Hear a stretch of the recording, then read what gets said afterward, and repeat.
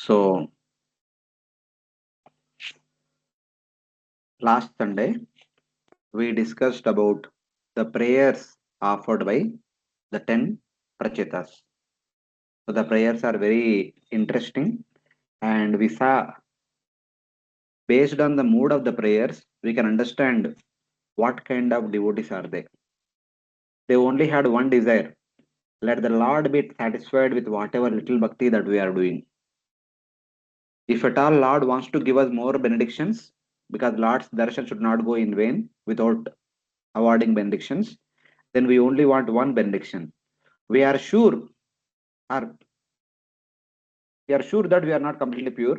We still have so much karma baggage.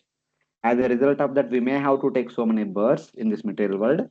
We are okay for it. We are not boasting unnecessarily that we are completely pure. But however, wherever we may take birth as a result of our previous karmas, but let us be situated in the company of your wonderful devotees. This is one blessing we want, because your wonderful devotees are always glorifying you by Shravanam, Kirtanam, Smaranam, etc.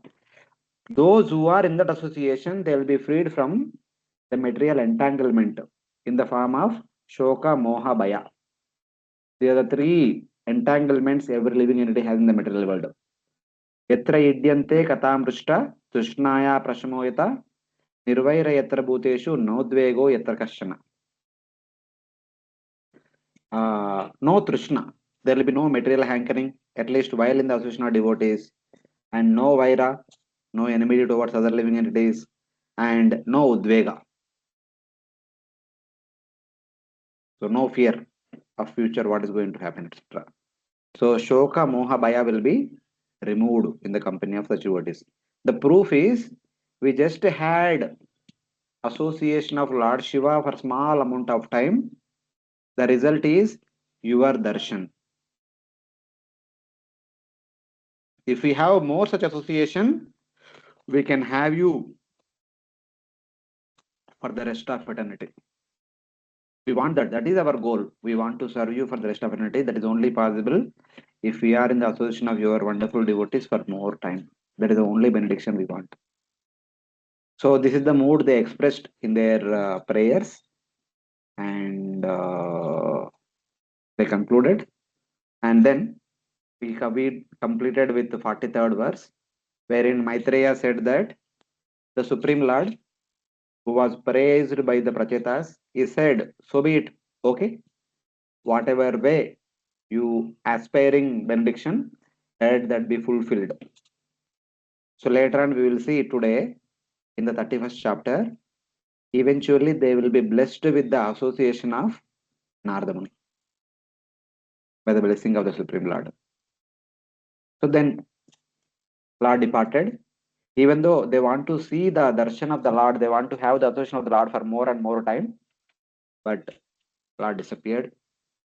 So now they will rise up from the waters, and then the further activities in their life will be explained in the rest of the chapter. So we'll continue with text number 44 onwards. Ata niryaya salilat अथ निर्याय सलिलात् prachetasa udhanvatah प्रचेतसः उधन्वतः viksha kupyan द्रुमैश्चन्नाम् भिक्षाकृप्यन् ध्रुमैश्चन्नं गां गां रोदुम् इवोच्छ्रितै. गां गां रोधुम् इवोचृतये. Translation. Thereafter, all the prachetas emerged from the waters of the sea. They then saw that all the trees on the land had grown very tall, as if to obstruct the path to the heavenly planets. These trees had covered the entire surface of the world. At this time, the prachetas became very angry.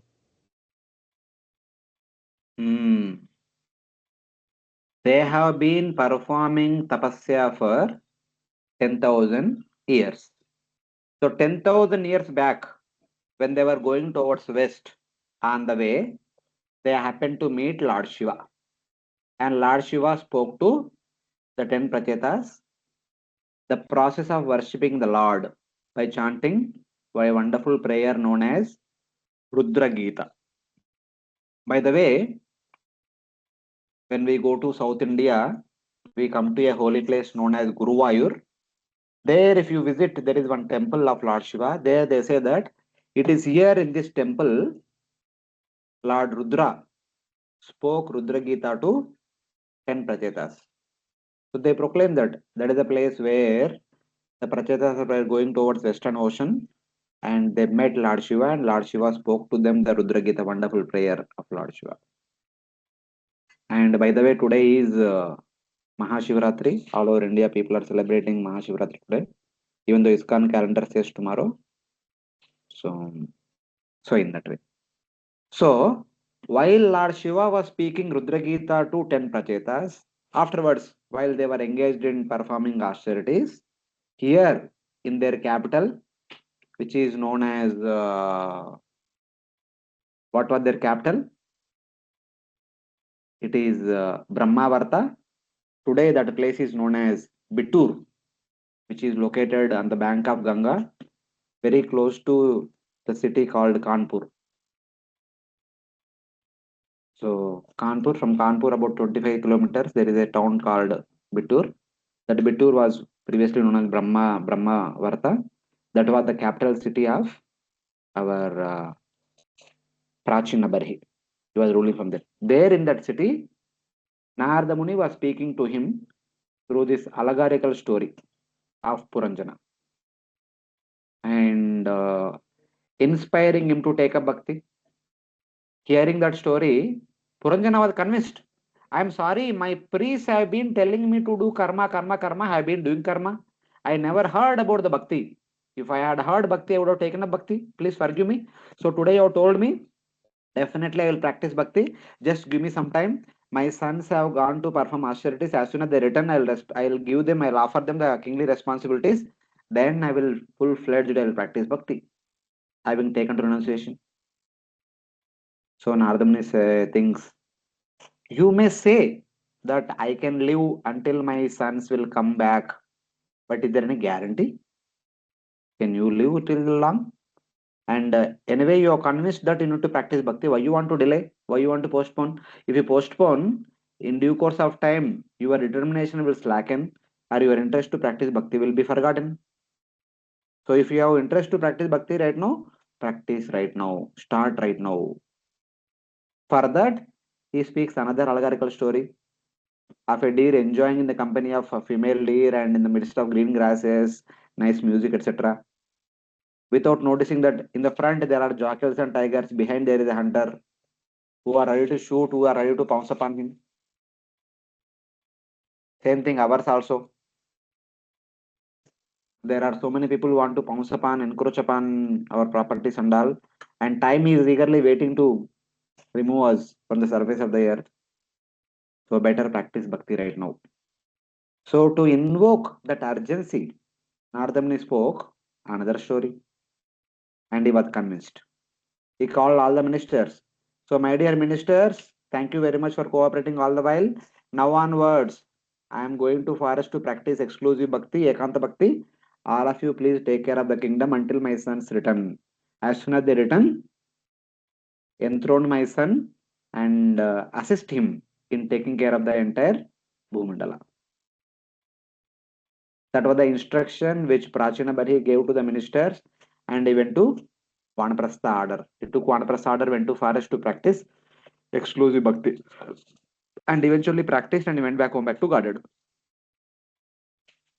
That was his story ends. But here, the ministers are ruling the kingdom because ministers are ministers. They rule, they do as much as minimum as possible. So, as a result of that, the taking care of the kingdom has kind of slightly forgotten. The whole area was filled with so many trees. See, it's like if the agriculture land is being used for agriculture, if the pathways are used for pathways, then you can distinguish what is what. But if nobody is there to take care, the roads are filled with the bushes, green grasses, and the paddy fields are filled with the weeds and other things like that. Other than cities, rest of the surface of the earth, everything is filled with lot of trees. So rising from the waters of the ocean, the Pracheta seeing that the earth was covered with all trees, tall trees, because 10,000 years now, so many trees grown up taller and taller, which appear to destruct or obstruct heaven, became angry. So now Prachetas came out of the water from the western ocean. Now they come they have to come to their capital city, which is Brahmatirth Brahmavarta. It is a long path, but on the path they can't even recognize the path. There is no path. Everywhere trees are there, and the trees are very tall. Even sunrays are not falling. Everywhere thorny bushes are there. This that paths are not clear. We don't know what kind of forest animals will be there. Poisonous snakes and other things will be there.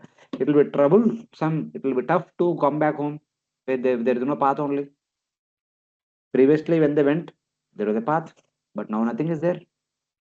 They became angry. Hey, what is this? Is there no one to take care of the world? As if somebody else have encroached upon your property. The trees have encroached upon the property of the dwellers. If the forest is meant for the trees, the agricultural lands are meant for the villagers. If the agricultural lands are also filled with trees, that means the trees have encroached the property of the dwellers. On the other hand, what we are doing in Kali Yuga, we are cutting all the forests and we are encroaching the property of the trees. The forest is the property of the trees and we are encroaching it. We are doing otherwise. But at this point of time, it happened other way. So they were feeling the trees are so tall, they can't even see the sky. They can't even see the sun. Everything is pitch dark and filled with lot of thorny bushes here, everywhere. Because these are princes and they just came out of the water having performed tapasya for 10,000 years. At least there should be some path to go home. There is nothing. As if they are in a wilderness, they become a little bit angry. Seeing the trees covering the earth as if obstructing Swarga, they became angry. How will we carry out the Lord's order? Lord's order is go home, get married, so and so, and take care of the world for I think 10,000 years or something like that. Some long time Lord told. That much time yeah, they have to rule as a service to Supreme Lord. So they have to rule. अभी घर ही पहुंचे नहीं तो क्या rule करेंगे? उनका रास्ता ही नहीं दिख रहा है कहाँ जाने का कैसे जाने का. How that's why they're thinking, how will we servants rule the kingdom given by the Lord? These trees have covered the earth and want to swallow the Swarga. They've already occupied the earth, now they want to occupy the heavens. That's why they are growing taller and taller. Where will mankind reside? This was the cause of anger. So they've already encroached the areas meant for human beings and they are going to encroach the areas meant for heavenly people also. Where will the people reside? If they only encroached upon everyone's property, so that is they're angry. First of all, they cannot go home. Second, how will they rule? If everywhere only trees is there, किसको rule करने का? Plants को rule करने का? Something like that.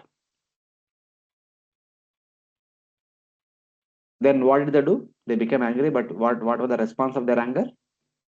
Tatogni marutau rajan ततोऽग्निमारुतौ राजन् amunchan mukato rusha अनून् amunchan अनूञ्चन्मुखतो mukato rusha अनूञ्चन्मुखतोरुषा mahim mahim nirvirutham kartum अहिं निर्विरुतं कर्तुं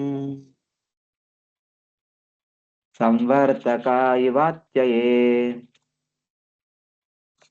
संवर्तकाय वर्तये.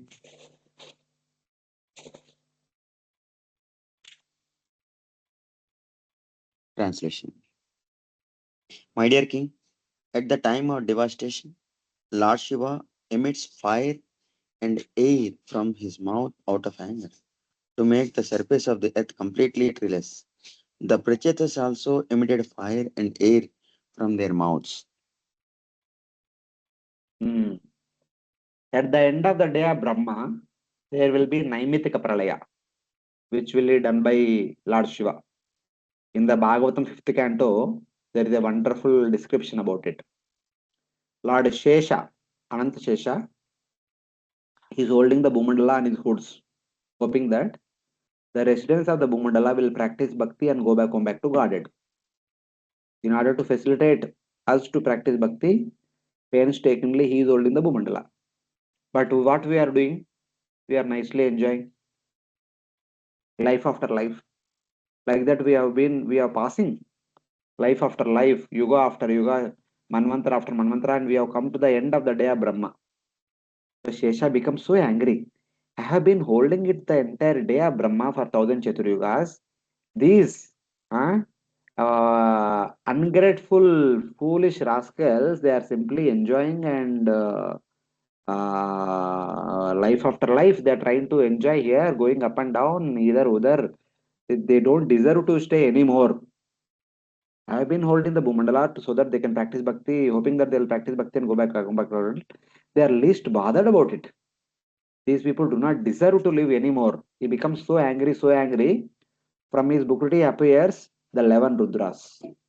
Because they appeared from the anger of Lord Sankarsana, they are also very angry and they began to perform Thandava Nrutya, Pralaya Nrutya.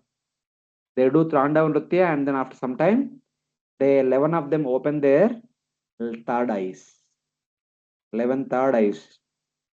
All these three third eye of Lord Shiva's, the 11 Rudras, produce intense fire. That fire is called Samvartaka Agni.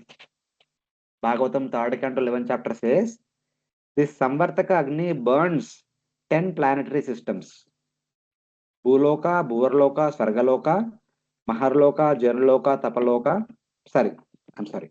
Bhuloka, Bhuvarloka, Sargaloka, Atala, Vitala, Sutala, Talatala, Mahatala, Rasatala, and Patala. 7 lower and 3 upper. These 10 lokas are burning, burning, burning, burning, not for 1 day, 2 day, for 100 full years, 100 years of us, our time, as per our time calculations. This burning is so much, the heat or the fire and the heat goes to all the way up to Maharloka, Janaloka, Tapaloka, Satyaloka. Unable to tolerate the heat of this burning Samartaka fire, Lord Brahma requests all the residents of Maharloka, Janaloka, Tapaloka, Satyaloka, let us all enter into water. Water is the only rescue we can be saved. Which water? Garbhodaka ocean. From the top of these 4 lokas, all these people, the great souls headed by Brahma and others, they all enter into the waters of Garbhodaka ocean. And following after them, whoever were living in these 10 lokas, Bhuloka, Bhuvarloka, Sargaloka, Atala up to Patala, they are all burnt to ashes. Their gross bodies are burnt to ashes along with their subtle bodies. Following after Brahma, they also enter into the waters of Garbhodaka ocean. Then Brahma takes all of them into within the abdomen of Garbhodaka Vishnu and they all take rest for 1000 Chaturyugas for the entire night of Brahma. So, as these 10 lokas are burning, the water bodies on the surface of the earth and everywhere, they are all evaporated. They all formed so many clouds on the sky. Where the clouds are so much, so much, so much, there will be huge rains, which are called Samvartaka rains, like Indra produced during Govardhan Puja, just after Govardhan Puja. They are called Samvartaka clouds. The first 100 years Samvartaka fire, next 100 years Samvartaka clouds. The rains are so much and all the lokas, unable to tolerate the heaviness of the waters, they drown into Garbhodaka ocean. Bhuloka, Bhuvarloka, Svargaloka, which includes Atala, Vitala, all the way up to Patala. All these 10 lokas, they drown into Garbhodaka ocean, then they enter into the body of Garbhodaka Vishnu. As well, following after Brahma, Maharloka, Janaloka, Tapaloka, Satyaloka also enter into Garbhodaka ocean, then Garbhodaka Vishnu.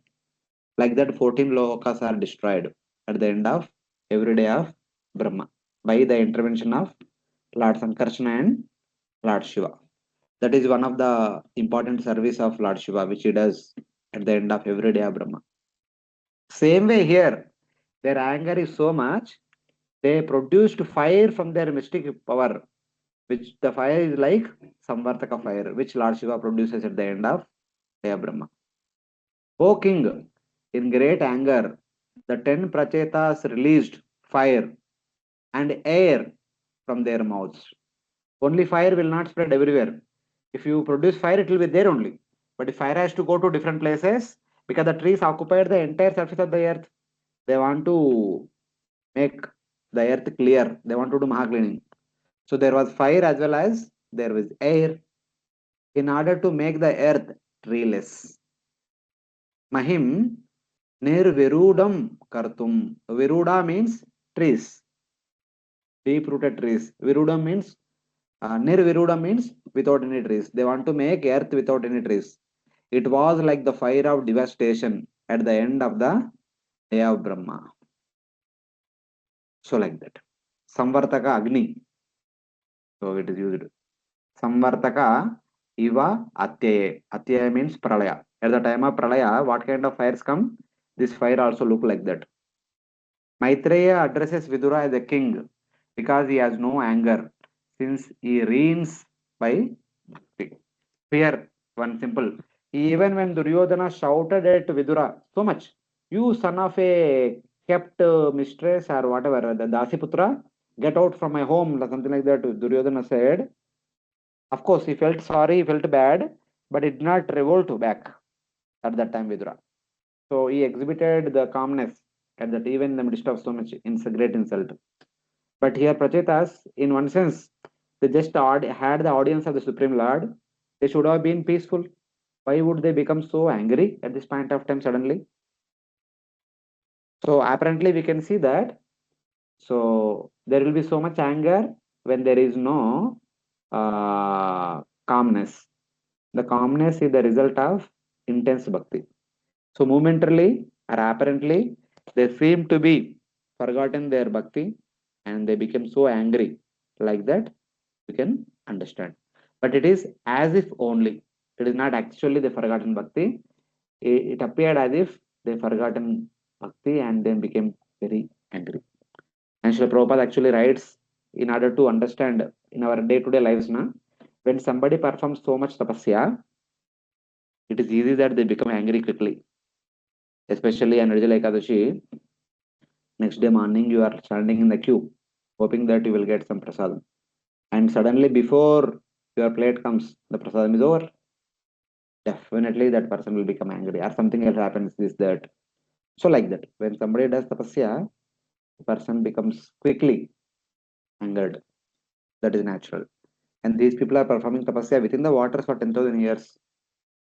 And when they saw the entire earth covered by trees, they lost their way and all. They became a little angry and then they want to remove all the trees from the surface of the earth. Yes, one way removing the trees is required, but want to remove the trees completely from the surface of the earth, that is a little too much. Just like Dhruva also, when his brother Uttama was killed by one of the Yakshas, he went to find out the Yaksha. But in order to protect the Yaksha, other Yakshas came and they are creating so many illusions here, there, everywhere. So Dhruva became angry. He said, I want only one extra. You people are standing in front of him and you are trying to protect him. So, and you are creating so many illusions. So you don't deserve to live anymore. I'll uproot you, like that. He became very angry and then began to kill all the extras. Then Swambhu Manu came and stopped him. There was no need to do so much. Please stop here. Whatever is being done, it is ordained by the Supreme Lord. Now don't do anything more. So it is there. So sometimes too much overdoing is not recommended. Same way here also they are trying to overdo. That is not recommended. So that way we have to understand. So that time when Dhruva became over angry, want to uproot the entire extra community, Swambhu Manu came and stopped. And recently we have been discussing 8th canto Saturday evenings. There after Samudra Manthan episode, when the nectar was only given to Devatas at the intervention of Mohini Murthy, the Asuras became very angry. And Devatas also became very angry. Now they are confident and powerful. They drank nectar. They want to uproot the Asura community from the surface of the universe. So they were trying to kill all the Asuras. Narada Muni comes and stops. No, no, that is not the purpose. Just like you are supposed to stay in the universe, Asuras are supposed to stay in the universe. You should not uproot them completely. So jo ho gaya. Whatever happened is the will of the providence. So now stop. So Narada Muni stopped there. So like that. So when some things are going overdose, somebody will come and stop. Same way when they are doing this one, some gentleman will come and stop them. So let us see who is the gentleman. Bhasmasat kriyamanam stan भस्मसात् क्रियमाणांस्तान् druman viksha pitamaha द्रुमान् वीक्ष्य पितामह agatya samayam asa आगतः शमयामास putran barhishmato nayai. पुत्रान् बर्हिष्मतो नयेः. Translation: After seeing that all the trees on the surface of the earth were being turned to ashes, Lord Brahma immediately came to the sons of King Barhishman and pacified them with words of logic. Hare Krishna. Hmm. Who is that personality came to stop them? Lord Brahma. Ah. Seeing the trees turning to ashes, Brahma came and pacified the sons of the king Prachinabhari using logic. So Brahma himself came because Brahma is the creator of the universe. If they uproot the entire tree community, then it will be trouble to the human community, animal community. For everyone, it is trouble. So Brahma has to maintain the harmony of the universe.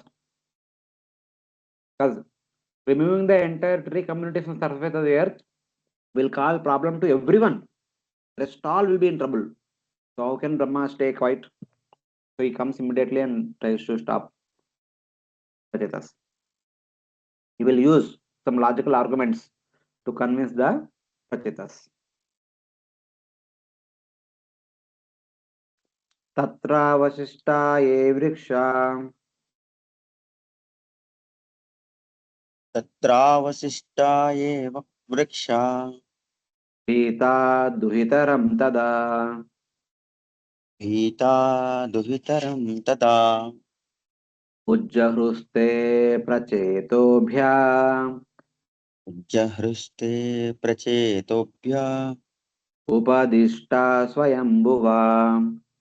उपदिष्टा स्वयंभुवः. The remaining trees, being very much afraid of the Prachetas, immediately delivered their daughters at the advice of Lord Brahma. Hmm. If you want to pacify somebody who is angry, you need to offer some gift. When some gifts are offered, they become 50% pacified. Then we can discuss logically and all. Same thing you can remember. Kamsa, Vasudeva. The conversation that took place between Kamsa and Vasudeva when Kamsa was about to kill Devaki, hearing the Akashavani that the eighth child of Devaki will be the cause of his death. So initially Vasudeva was trying to pacify him using the logic of Sama, Beda, and Danda. He was speaking based on these three: Sama, Beda, Danda. So, क्यों था but तो वो सब कुछ करता था मेरे साथ जैसे नरसिंह मारती he was not convinced at all. So finally, Vasudeva promised, "Don't worry, whichever child is born of Devaki, I will give them." What to speak of the eighth child? Before eighth child, all the seven children also I'll give. You do whatever you want with them. So this is Dana. Only Kamsa was convinced when Dana was given, when a Vagdana was given, a promise was given. So because of the four, Dana is more attractive incentive. Same way here, Lord Brahma requested all the trees, offer a Kanya, perform a Kanya Dhan, then the Prachetas become little bit pacified, then other logical arguments can make them fully convinced. So, in that way. So, there will be story about this daughter that will come later. But whatever it is, the trees were taking care of a particular girl, and Brahma said, "These are the boys. They just came out of the water. Please offer them a kanya. So they will be 50% pacified. Then remaining thing I'll take care." So something like that. Lord Brahma inspired the trees to offer the girl whom they are rearing.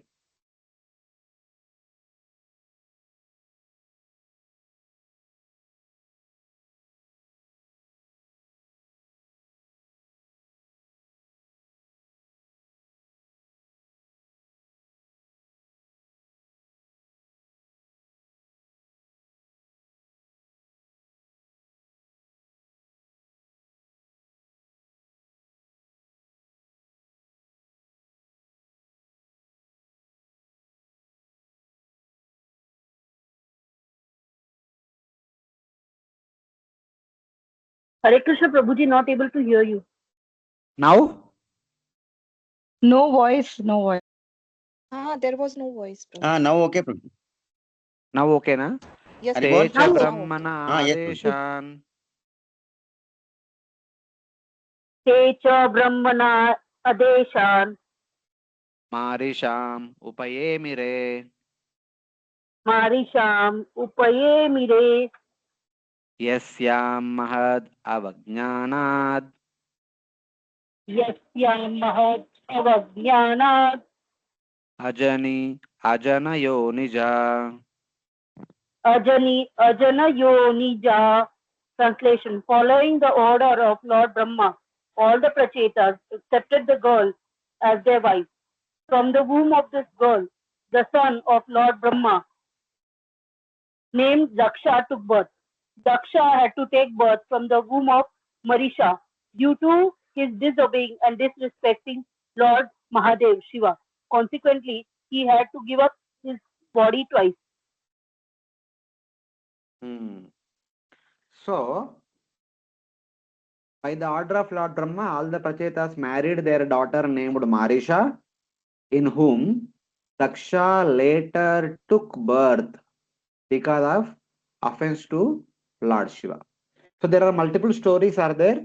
They are briefly narrated in this, but what exactly Brahma spoke, what kind of logical reasoning he gave to the trees, and by which the trees are convinced and married the daughter. Of course, the trees have offered the daughter, but under what condition can Pratyet has accepted? The details will come in the sixth canto. The sixth canto will talk about all these details in great explanation. But here, since fourth canto is concluding, the purpose is to describe the Prachetas more than background backstories. So things are briefly mentioned. Now, the Prachetas married their daughter named Marisha. So somebody may ask, hey, how come the trees will have a daughter? पेड़ को कन्या कैसे जन्म होगा? Somebody may say. The reason is, in the nearby forest, there was a sage known as Kandu Muni. He was performing austerities. So at one point of time, by the will of the providence, one Apsara from Locha, whether Indra had sent or she came on her own, we don't know. But the Pramlocha came. She was wandering nearby area, and Kandumuni was disturbed by her wandering, and both of them became attracted to each other. In due course of time, they married and they had a child. Because in later on we'll discuss in the fifth canto, in the heavenly among the heavenly people, so Kandumuni the great Rishi as well as Pramlocha is the Apsara. So in the among the heavenly people, as soon as they unite, within a muhurta child is born.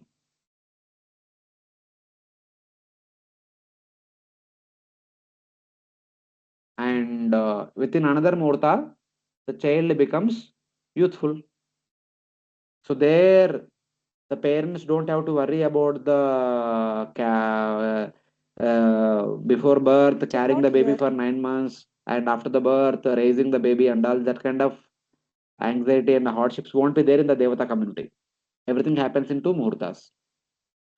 So just they came together and she became pregnant and she delivered the baby. And afterwards she realized, hey, what is this? I have, madam, this is sudden attraction between both. Kandamuni also thought and Pramlocha also thought, what is this? We have had a baby. No, we don't want to take the responsibility of the baby. So Pramlocha went this side, Kandamuni went this side, leaving the baby there. Because they did not plan for the baby. So suddenly both became attracted to each other and the baby was born. So that we can understand that this baby was born by the will of the providence. The baby birth is not the intention of neither the intention of Kandamuni nor the intention of Pramlocha, but it was a Lord's desire that the baby was born. So when the baby was born, within one muhurta before the baby grew up to youth, she was crying out of hunger.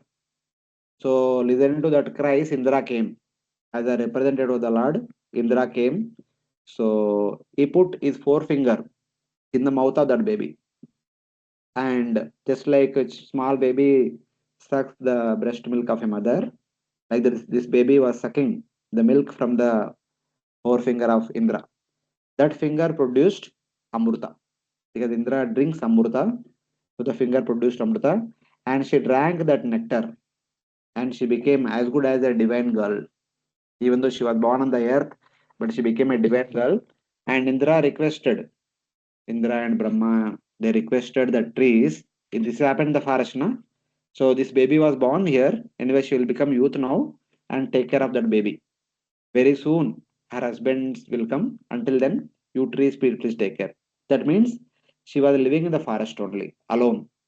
So the trees are acting, guarding her, taking care of her, providing her whatever food she requires, like fruits, honey, etc., is given by the trees.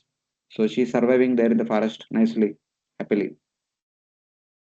So she became like the daughter of the trees. So because they have taken care of her. So that is the story. So in that way. So in that way, she was considered the daughter of the trees. And at the same time, the fourth canto, first part, we have heard Daksha story elaborately. Daksha was had some differences of opinion with Lord Shiva. As a result of that, it did not respect Lord Shiva sufficiently properly. Instead, he insulted and cursed Lord Shiva. And again, when he performed second yajna, he did not even invite Lord Shiva. And even he did not invite his own daughter also, Sati. But Sati, out of affection for father and other family members, she came alone. And even though she came alone, but she was not received by Daksha, not out of fear Daksha, no one received her. And she felt very much insulted. Not for herself, but her husband was not given any respect. For that, she was feeling so much insulted. She said, there was no point in me being called as the daughter of Daksha. If Daksha has so much ill feelings towards Lord Shiva, being the wife of Lord Shiva, how can I tolerate the hatred that Daksha is showing towards Lord Shiva? And I don't want to have any connection with Daksha. So she burnt herself there itself in Daksha Yajna. So later on, Lord Shiva, coming to know about this news, sent Veerabhadra, creating from his jata, to destroy the yajna. So Veerabhadra came and destroyed the entire yajna, cut off the head of Daksha, threw it in the fire of yajna. The head was burnt to ashes. So Daksha died in one sense. Later on, all the devatas who were injured by this Veerabhadra and his army went to Brahma. Brahma took them to Kailash. They pacified Lord Shiva and they glorified Lord Shiva, pacified Lord Shiva, and they requested Lord Shiva, my dear Shiva, even though Daksha is the Yajaman of the Yajna, even though apparently he may say, I am the sponsorer, I am the whole and soul Adhikar of the Yajna, but Yajna is meant for the universal prosperity. One person's mistake should not cause the amangala for the entire universe. Please forgive that one person's mistake and let the yajna be completed so that the entire universe will have prosperity. Because Lord Shiva said, no, I don't have any anger because what he has, this fellow does not understand what he is. So I just want to teach him a lesson. No problem. So Lord Shiva came and nearby there was a goat which was supposed to be offered in the yajna as a sacrificial bali, and they cut the goat. They joined the goat head to Daksha. And Daksha was revived. His head was removed and thrown into fire. The goat head was joined to him and he was revived. And Daksha kind of learnt his mistake, begged forgiveness from Lord Shiva. Lord Vishnu appeared, offered prayers unto Lord Vishnu, Yajna completed, and everyone is happy. The universe is prosperous. But Daksha was feeling so much sorry and so much bad because he had got a goat head. How can he speak with goat head? How can he interact with people with goat head? How can he eat and other things and all? It is very tough for a person who is glorified for one's beauty, for one's elegance, for one's royal appearance. Now, with goat head, how can he come in front of the other people? So, in no time, he died. That Daksha now will appear as the son of Marisha. The 10 Prachetas married Marisha, and the 10 Prachetas will have a son who is none other than Daksha himself. That's why it is called Ajani Ajana Yonija. The one who is not born through the womb of a mother is now born through the womb of a mother. In his previous appearance, he appeared through the mystic potency of Brahma. From Brahma Anguti, Daksha appeared. He did not enter any womb of any mother and then appear. That time he was Manasaputra Brahma. So Manasaputra Brahma, who is called as Ajana Yoni, he was not born through the womb of a mother. But now he was born through the womb of a Marisha mother. So in that way. Marisha was the child raised by the trees. Ajana Yonija is Daksha. Daksha was born from Brahma, but because of great offense to Lord Shiva, he took birth from Marisha in a Kshatriya line by the Prachetas. Because of being born from the Kshatriya blood, he had to experience the suffering of being born from a womb. It should be understood that he died twice, once by the hand of Virabhadra and the later by time. So he was locked himself inside the closed doors, behind the doors. He did not eat, he did not speak to any people, and in no time he left his body, and then he appeared as the son of Marisha. So that was the backstory of our Daksha. So why so much about Daksha being born to Marisha? Why so much about Marisha? Why so much about Kandumuni and Pramalocha? Why this entire pastime is happening by the will of the providence? Because through Daksha, some wonderful thing is going to happen, which will be explained elaborately in the sixth canto. That is explained now summarily in the next verse. Yes. That is given in this one. चक्षुषे तु अंतरे प्राप्ते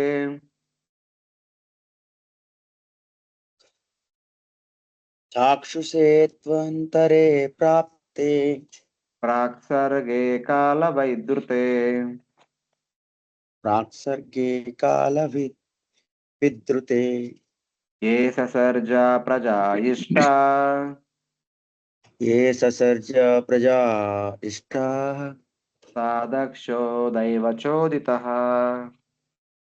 सादक्षो दैवचोदितः.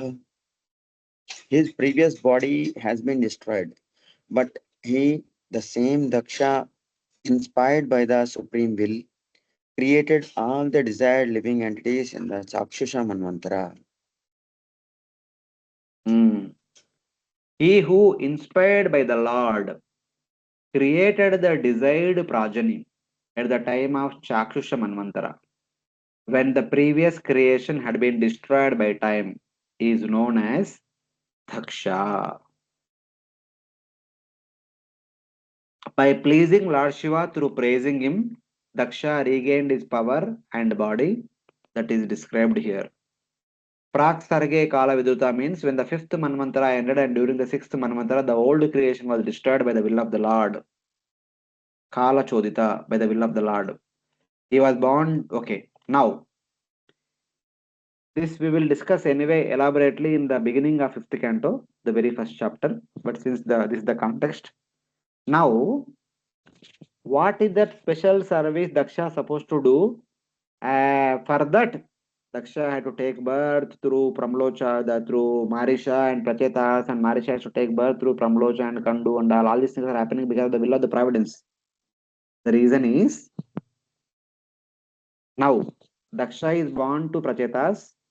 Later on, in the next chapter, we'll understand that Prachetas rule as much time the Lord indicated. After that, they will inform their son, Daksha, who appeared as their son, my dear son, please become the ruler and take care of the kingdom. We are going to forest in the Vanaprastha order to perform austerities and perfect our lives. So they went. Here, Daksha, even though he was born as the son of Marisha and the 10 Prachetas in the Kshatriya lineage, but he did not forget who he was in the previous life. He still remembered his past life. So, he could not cope up with his current birth. I was Ajana Yoni. I was the Manasa Putra of Brahma as well. I was the best of Prajapatis. I was known as Daksha. I am glorified by everyone. I am worshipped by everyone. Now, I am an ordinary king here. I born as an ordinary king, king's family, ordinary prince. Why should I continue like this? After the parents went on to the east to perform tapasya, Daksha went in the west, east or west, I don't know exactly. They might have gone to north and he might have gone to some other direction, whatever, to perform tapasya so that he will regain his previous powers. He want to become Prajapati once again. So he was performing tapasya from the middle of Swayambhu Manvantara. By now, by the time the Prajatas are ruling, half of the Swayambhu Manvantara is completed. First two, Swayambhu Manu, Uttanapada, Dhruva, Vastara, Pushparna, then so many other people, Anga, Vena, Prutu, Antardana, Havirdana, Prachina Barhi, and Prachetas. After Prachetas, Daksha is supposed to be the king. So by this, half of the Swayambhu Mantra is completed, about 35 Chaturyugas passed. Then Daksha went to perform Tapasya. From there, the rest of this first Manvantara, second Manvantara, third Manvantara, fourth Manvantara, fifth Manvantara, till the middle of the sixth Manvantara, he was continuously performing Tapasya. So how many Manvantaras he was performing Tapasya total? From the middle of first to the middle of six.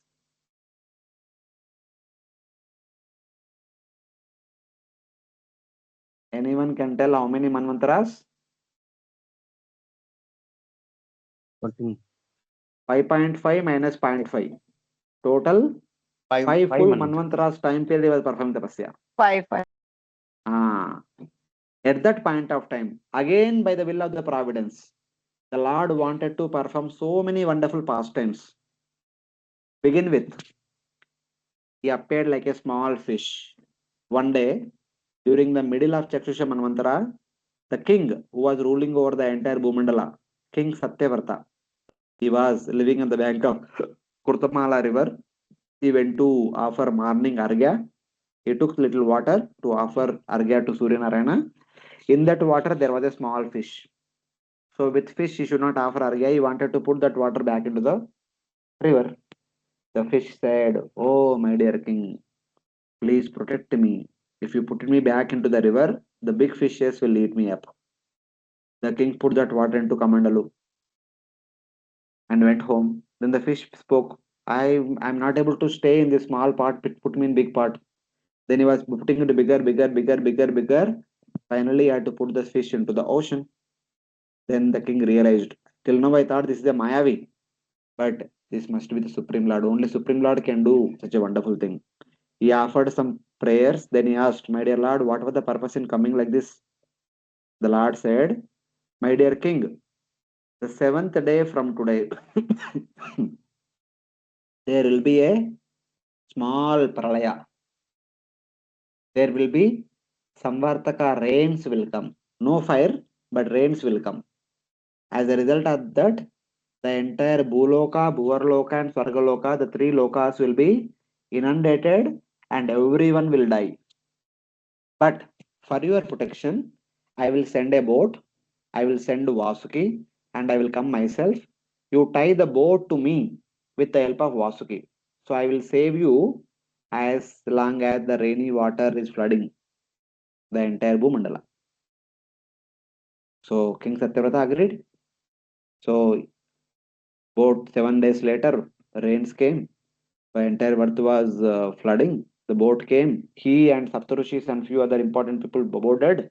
Vasuki came. He tied Vasuki with that with Lord Matsya, and Lord Matsya saved them. So at this point of time, all the people in Bhurloka, Sargaloka died. No one is there. Bhuloka, Atala, Vitala, Sutala, Taratala, Mahatala, Rasatala, Patala, all these 8 lokas also died. Also, because the rains are so much, the entire Bhumandala was drowned into Garbhodaka ocean. It is nowhere seen. But before this entire pastime took place, Lord Vishnu put Brahma into sleep. Brahma was in sleep.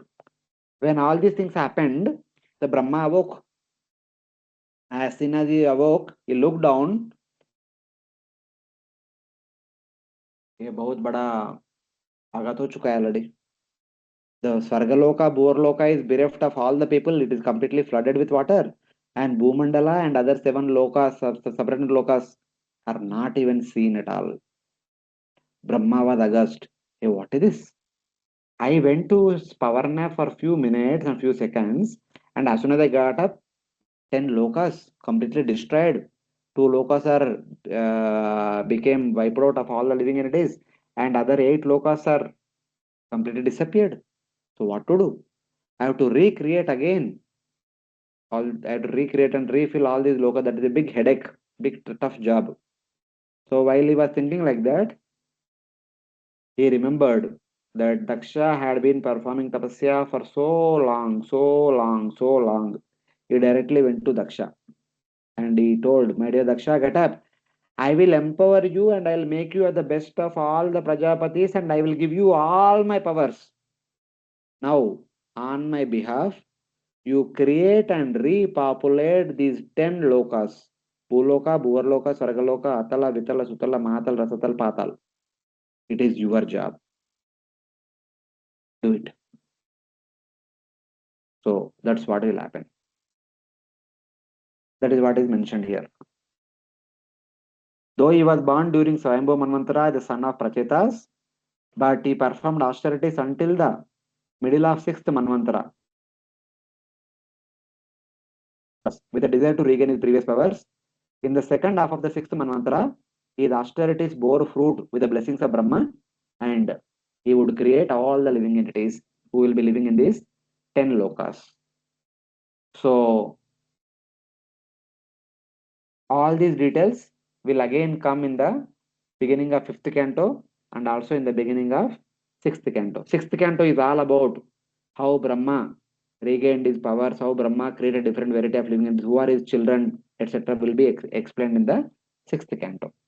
Then, when Daksha also went in one direction, when Prachetas went to Vanaprastha, Daksha also went other direction.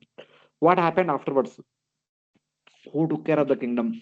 That will be explained in the 5th canto. So this verse is the connection for 5th canto as well as 6th canto. Both the cantos will be spoken, will be started with this verse.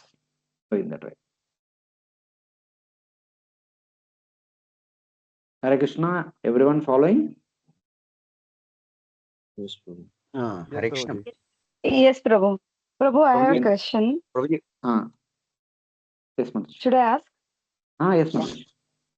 Prabhuji, you said all were destroyed. So even the demigods were destroyed. Yes. All the devatas, So, everyone, except only those people who boarded this boat were survived. Remaining all. so then again it was created by the story which will come now by the Daksha. Through Daksha, through the medium of Daksha, everyone is created. But then the demigods who were already doing their services, they will continue, or it is like that. No, the demigods have this lifespan and they go home back to Godhead. So what about Yes. this? Yeah. Because this was Lord's desire, even though they are supposed to stay till the end of the Manvantara, the Pralaya came and that is understood. Their tenure is over. Okay. So Okay. they attain the destination. And those devatas who are supposed to become the rulers of the seventh Manvantara, they appeared in the sixth Manvantara only. Those who should take the responsibility of the seventh Manvantara, they have appeared in the second half of the sixth Manvantara. They also took care of the remaining part of the sixth Manvantara. As well, now they are taking care of the seventh Manvantara. Whoever Indra is there right now, whoever Devatas, they were all supposed to be born in the beginning of seventh Manvantara and take care of the seventh Manvantara. But they have appeared in the second half of sixth Manvantara. They took care of the sixth Manvantara. Now they are continuing to take care of the seventh Manvantara. So like that. So the next set of demigods will be produced by Daksha as the incoming cantos. It's like that. Sixth canto we'll see. In the second half of the sixth Manvantara, after this Pralaya was over, Daksha will produce the different devatas who actually supposed to take care of the seventh one, but they also take care little the remaining portion of the sixth one also. Okay. Later on in the seventh we see, even though they became the rulers during the sixth Manvantara, they could not continue ruling. Every now and then they would sit on the throne today. Tomorrow somebody will come and dethrone them. Again day after tomorrow they will sit, and next day one more will come and dethrone. So all these stories will be unveiled in the future cantos. So anyway, recently that movie came na, Mahavatar Narasimha.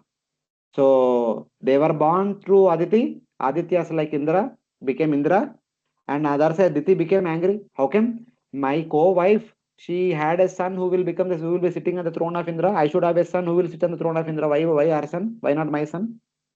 So she had children, Hiranyaksha, Hiranyakashipu. As soon as Hiranyaksha was born, he went and dethroned Indra. He made his elder brother Hiranyakashipu to sit on the throne. So Lord has to come as Varaha and Narasimha to dethrone them. Then Prahlada was given the entire world. The Prahlada gave heaven to Indra. So Prahlada only ruled for small time. He was ruling over Bilaswargas. Then Prahlada took to Vanaprastha. His son Virochana was ruling over the Bilaswargas. Other Asuras said, actually the Swarga belongs to your grandparents. Your father is Prahlada, your grandfather is Hiranyakashipu. The entire world belongs to them.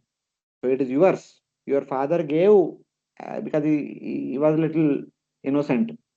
So you go and take it. So Virochana came and went and defeated Indra. They took it. So Indra and a few devatas, they disguised as Brahmanas and went for some charity.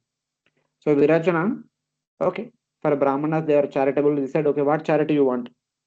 The Indra said, I want your head as charity.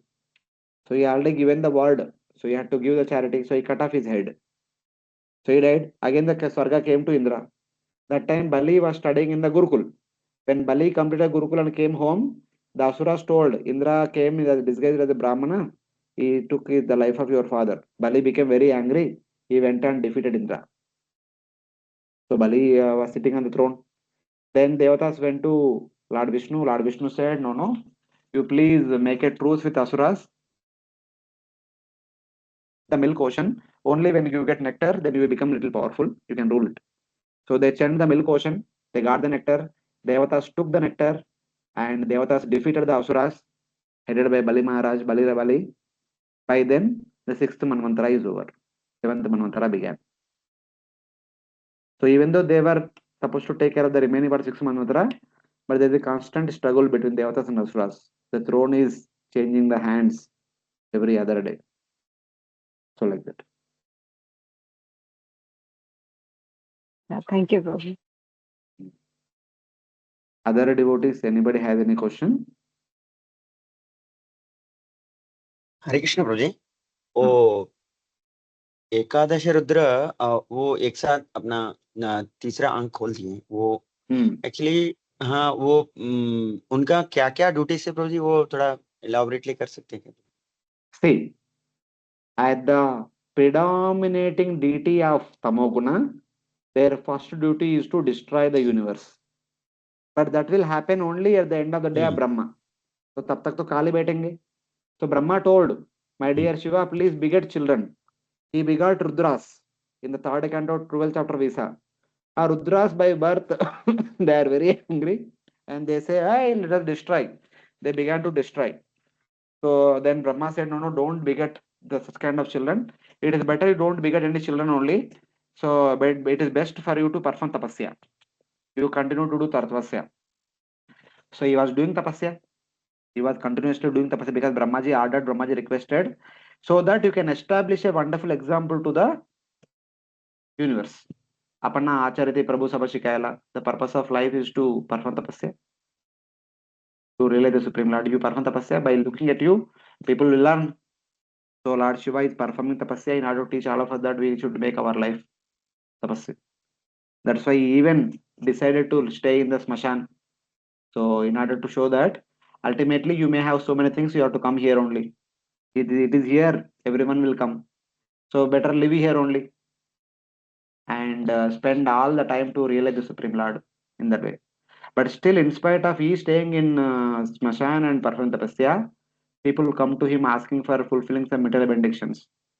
So whoever come to Lord Shiva asking that Putram Dehi, Patim Dehi, Dhanam Dehi, this, that. Lord Shiva says, you don't disturb me so much. Whatever you want, take it. Take, and go away. That's why he's called Ashutosh. He's very easily pleased. From the from the front side, he's very easily pleased. He fulfills all the benedictions. Yeah, good. But from his side, आपको क्या चाहिए? ये लो, जाओ. Don't disturb me. But if somebody comes to him asking for bhakti, he will come out of his meditation and spends time with them and discusses with them Krishna Katha, etc. Like 10 Prachetas, when they are going to worship Lord Vishnu, he came out of his meditation and spends time with them and he teaches them how to worship Lord Vishnu. If somebody approaches Lord Shiva with the desire to worship Lord Vishnu, he becomes so pleased. He will not shoo them away. He will come and spend time with them. He will take their association, he will give them the association as one of the four Sampradaya Acharyas, as one of the 12 Mahajanas. So, like that. Otherwise, for people in general, he is simply a wish fulfilling tree. So, like that we can understand. दिन प्रभु जी ये एकादश रुद्रास का कोई ऐसा सेवा नहीं है duties? No, matlab, see, this is, if there is a need of the hour, they will also assist devatas in fighting with asuras, in re-establishing the principle of dharma. It's like that. See, that's what I say, no? Okay. He is also one of the 12 Mahajanas. He is also one of the 4 Sampradaya Acharyas. From that way, he is doing some seva. Otherwise, he is being one of the devatas. He also assists in maintenance of the universe. And he being the predominant deity of Ankara, he will also destroy the universe. And he will take care of the people in general. And also he will take care of the devotees throughout the existence. All these are particular sevas of the Supreme Lord, Shiva. Thank you, Prabhuji. Hare Krishna. Okay, we'll continue. प्रभुजी ये प्रलय, प्रभुजी ये प्रलय के समय फिर प्रचेतास का duration complete होने के बाद ये प्रलय हुआ था प्रभुजी? कौन सा प्रलय? अभी जो दक्षा के समय जो ब्रह्मा जी सो गए, प्रलय हुआ, फिर वो तो उसके बाद Brahma happened in ji the sixth, in the middle of 6th Manvantara. You see, Shakshushetu Okay. Antare. It happened in the middle of Shakshusha Manvantara. Now Daksha is born in the middle of Swayambhu Manvantara. That's why we said na he performed tapasya for 5 Manvantaras. After the Pralaya, Brahma empowered him with all the powers to recreate the Yes, Prabhuji. jivas and fill the universe. In that way. Okay. Okay. Prabhuji, in One question, intermediate Prabhuji. Manvantaras, yes. One by one. Yeah. Yes, Mataji. May I Little ask? speak louder. Yeah.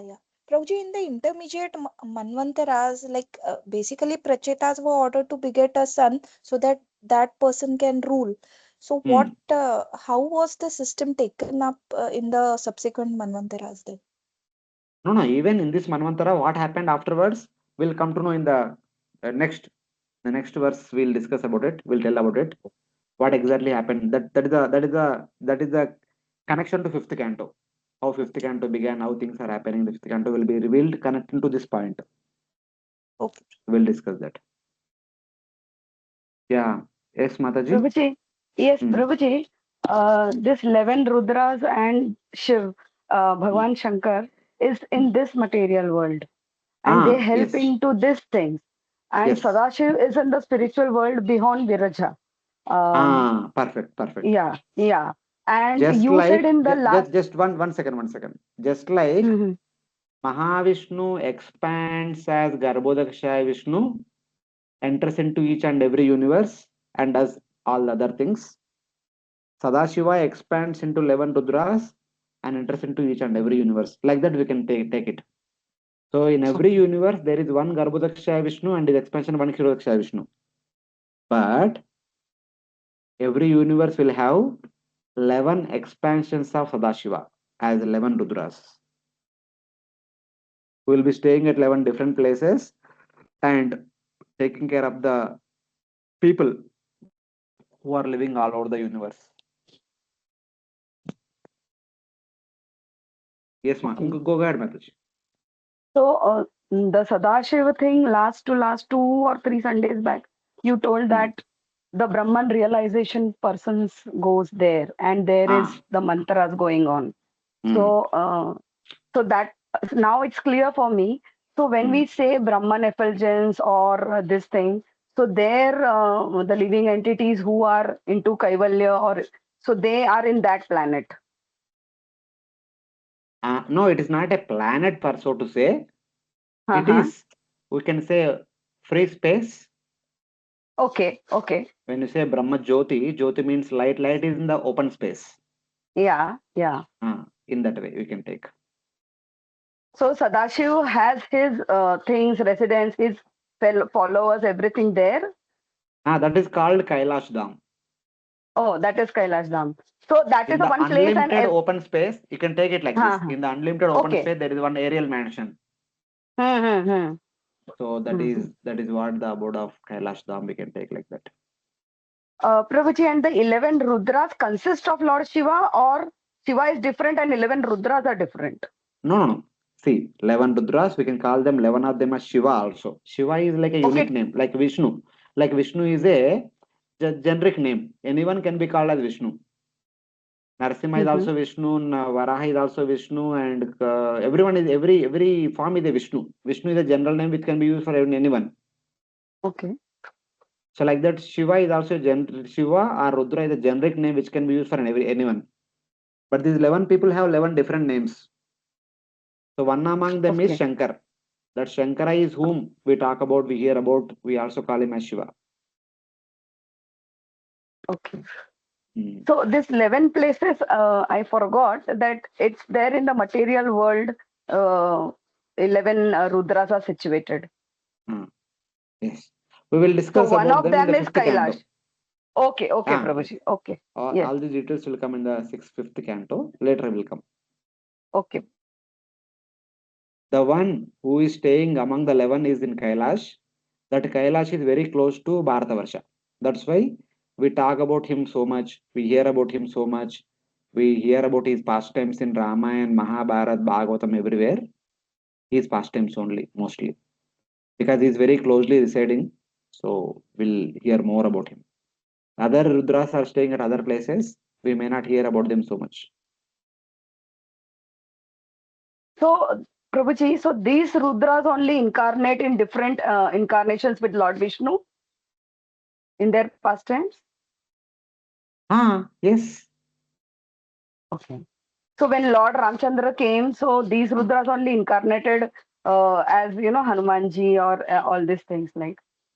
Yes. Yes. And to be Okay. more precise, not necessarily all of them. The one who is close to Bharatavarsha, that Shankar Bhagavan only appeared as an Amsha within Hanuman. Okay. You don't have to worry about the other 10. Other 10 are for the rest of the universe.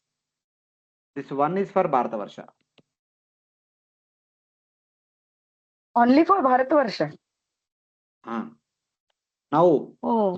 what you may have some conception about Bharatavarsha today, but don't presume like that. Ah, You have to wait till acha, fifth yeah, canto. yeah. What is Bharatavarsha right now? We don't have any clue. You may think that Bharatavarsha means India. No, it is not India. What is Bharatavarsha? We'll discuss later in the fifth canto. So that don't unnecessarily imagine too much. Okay, okay. Thank you, thank you. Yeah.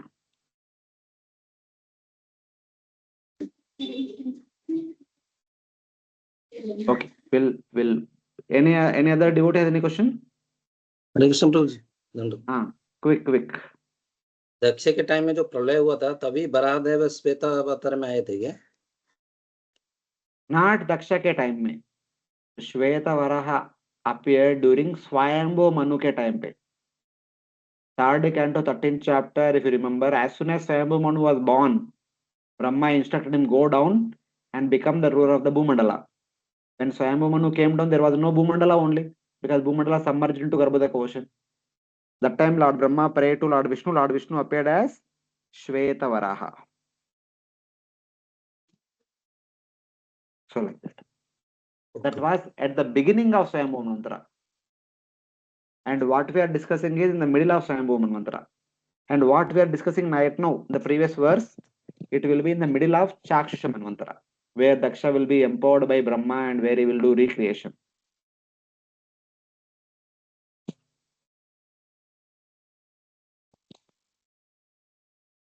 Okay. It may appear to be a little confusing. Don't worry. When we come to sixth canto, it will take some time to digest all these things. But if somebody is more keen to study all these things, we have our book now. That book will talk about every event in chronological order. Bhagavad Vichar. So that book, last chapter, talks about all these events, which happened first, which happened next, what is the connection from one event to other event. We try to present all the things in detail. Whatever stories I mentioned, all the stories are there in that book. How and why things are happening one after the other, step by step, etc. So Bhagavatam talks about Swayambhu Manvantara, then directly jumps to Daksha Manvantara. What happened between does not talk, because Daksha's connection is there from first to sixth. So Daksha becomes a link to go to sixth Manvantara. So in between is skipped.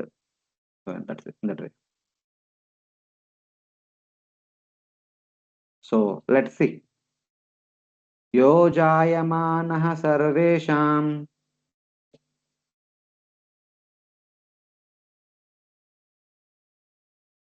यो जायमानः सर्वेषां तेजस्विनामृचा तेजस्तेजस्विनां रुचा स्वयोपादत्तदाक्षाश्च तयोपादत्तदाक्षाच्च कर्मणां दक्षमब्रुवन् कर्मणां दक्षमब्रुवन् सम्प्रजासर्गरक्षायाम् सम्प्रजा सर्गरक्षायाम् अनादिरभिषिच्य सा अनादिरभिषिच्य च युयोजायुयुजे न्यायांश्च युयोजा युयुजे न्यांश्च स वै सर्वा प्रजापतिम् स वै सर्वप्रजापतिम्. After being born, Daksha, by the super excellence of his bodily luster, covered all others' bodily appearances. Because he was very expert in performing fruitive activity, he was called by the name Daksha, meaning the very expert. Lord Brahma therefore engaged Daksha in the work of generating living entities and maintaining them. In due course of time, Daksha also engaged other Prajapatis, pre-generators, in the process of generation and maintenance.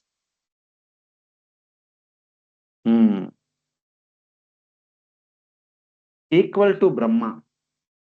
Because Brahma empowered him with all his potency, so he is as good as Brahma only. Equal to Brahma. He spread his power by his effulgence over all powerful persons. Because he was expert at performing rituals, he was called Daksha. Brahma appointing him, engaged him in creating and maintaining the progeny, He engaged other Prajapatis as well. Brahma empowered specifically him and also requested other Prajapatis, other rishis to assist him in repopulating those 10 planetary systems which are destroyed during that pralaya. His power is described. He is equal to Brahma. He spread power by his influence. Lord Brahma engaged Daksha in creating and protecting the progeny. Daksha engaged others such as Marichi, etc. So, in this way, at the end of this chapter, Daksha's future activities are briefly narrated. So that Parikshit will ask question, oh, आपने दक्ष के बारे में बोला था. Can you please tell in detail what exactly Daksha did to repopulate these 10 lokas? That question will come in that 6th canto. From there, 6th canto, 7th canto, rest all will be answered as an answer to this question, which is because of these verses. So now, in between, Mataji was asking what happened afterwards. But anyway, now the story of Prachetas. So Prachetas will marry this girl and eventually things will move on. So what happened in the life of Prachetas? That will be the current topic. That topic will be mentioned in the next chapter. 31st chapter will talk about all the ऊपर Prachetas. है क्या? Hare देख Krishna. के क्या? क्योंकि मैंने देखा नहीं, तो मेरे को Hare बीच में Krishna. बैठा रहा था. Oh, sorry. So, sorry, parallel classes are going on. So, what was that? So, Prachetas will rule the kingdom for some time. Then eventually they will have a child, that is Daksha, none other than Daksha only. When the child becomes youth, then the Prachetas will say, my dear son, you have grown up. You are qualified to take care of the true kingdom. You take care of the kingdom, and we are going to Vanaprastha. They'll go. And Daksha will not become the king. He will go to other side. Now the problem is, who will rule the Bhumandala? Because the first Manvantara is the responsibility of Swayambhu Manu, who is still alive, living in the forest. So there is no one to take care. He has to arrange someone to take care. So he had two sons, Priyavrata and Uttanapada. Both of them were sent to Gurukul. Only Uttanapada returned and he became the ruler, and his children and grandchildren are ruling till now. Priyavrata is still in the Gurukul. So Swayambhu Manu goes to Gurukul, which is the Badrikashram, where Narada Muni stays. There I request Priyavrata, my dear son, please come home, and there is no one to rule. You better become the king. Priyavrata outrightly says no. Then again Brahma comes down. Brahma requests Priyavrata, no, don't worry. It is the Lord's order. It is the Lord's desire that you should become the ruler and rule the kingdom. So then Lord will take care of you. Even Lord is instructing you to do something, Lord is putting you in some responsibility. Lord will take the responsibility to protect you, safeguard you, etc. Then Priyavrata accepted, returned, and became the ruler. And the second half of the Swayambhu Manvantara will be ruled by Priyavrata and his children. That will be briefly narrated at the end of the 31st chapter in 2-3 shlokas. After Prachetas, the Priyavrata came back and ruled over. Then again he went back to Godhead by being protected by Supreme Lord. That is not mentioned like this, but he went back to Godhead.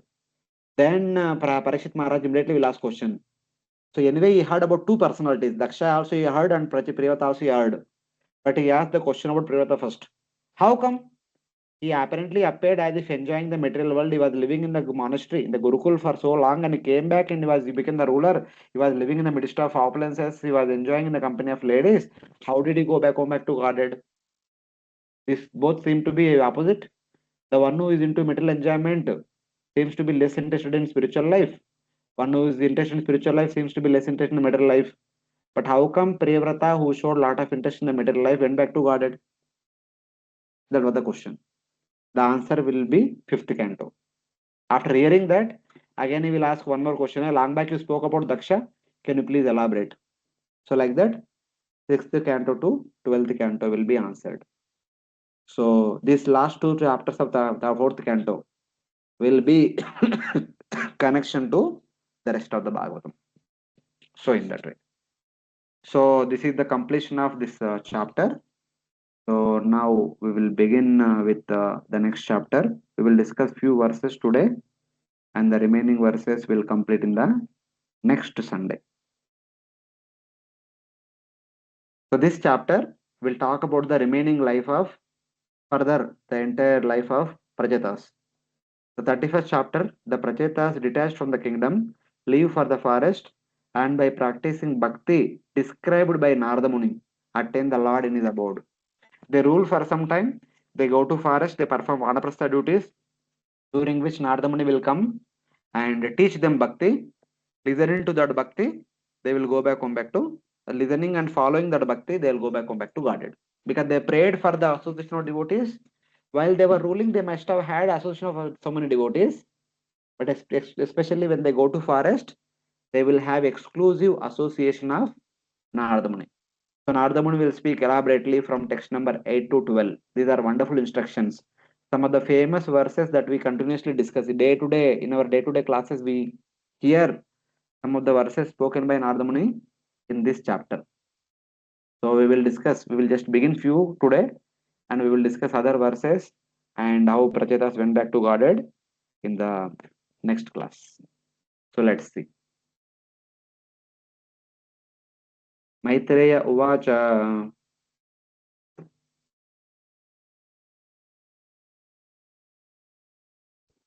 Maitreya Maitreya Uvacha.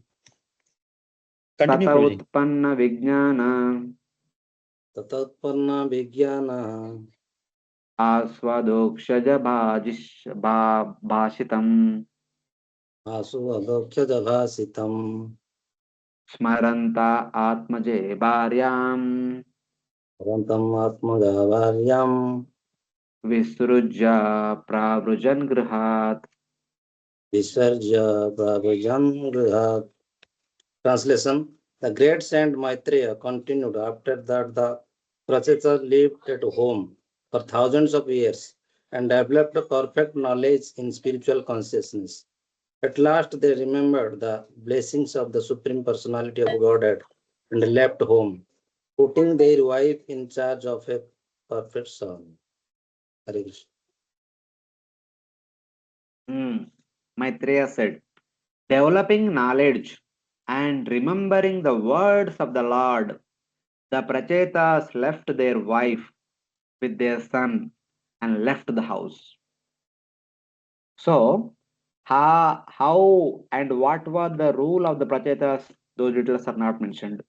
The previous chapter they said that Daksha only appeared as their son, and eventually it is understood that they ruled, they married, they ruled the kingdom, and as instructed by the Lord, they took care of the citizens very nicely. Then finally, it is the time for taking up to Vanaprastha. So, developing the knowledge and remembering the words of the Lord, the Prachetas left their wife with their son and left the house. So, leaving their wife under the care of their son, they went to forest to perform Vanaprastha duties. The Lord said in 4:30:18 that they would become disgusted with the kingdom and attain him.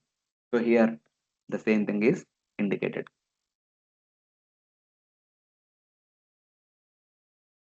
Dikshita ब्रह्मसत्रेण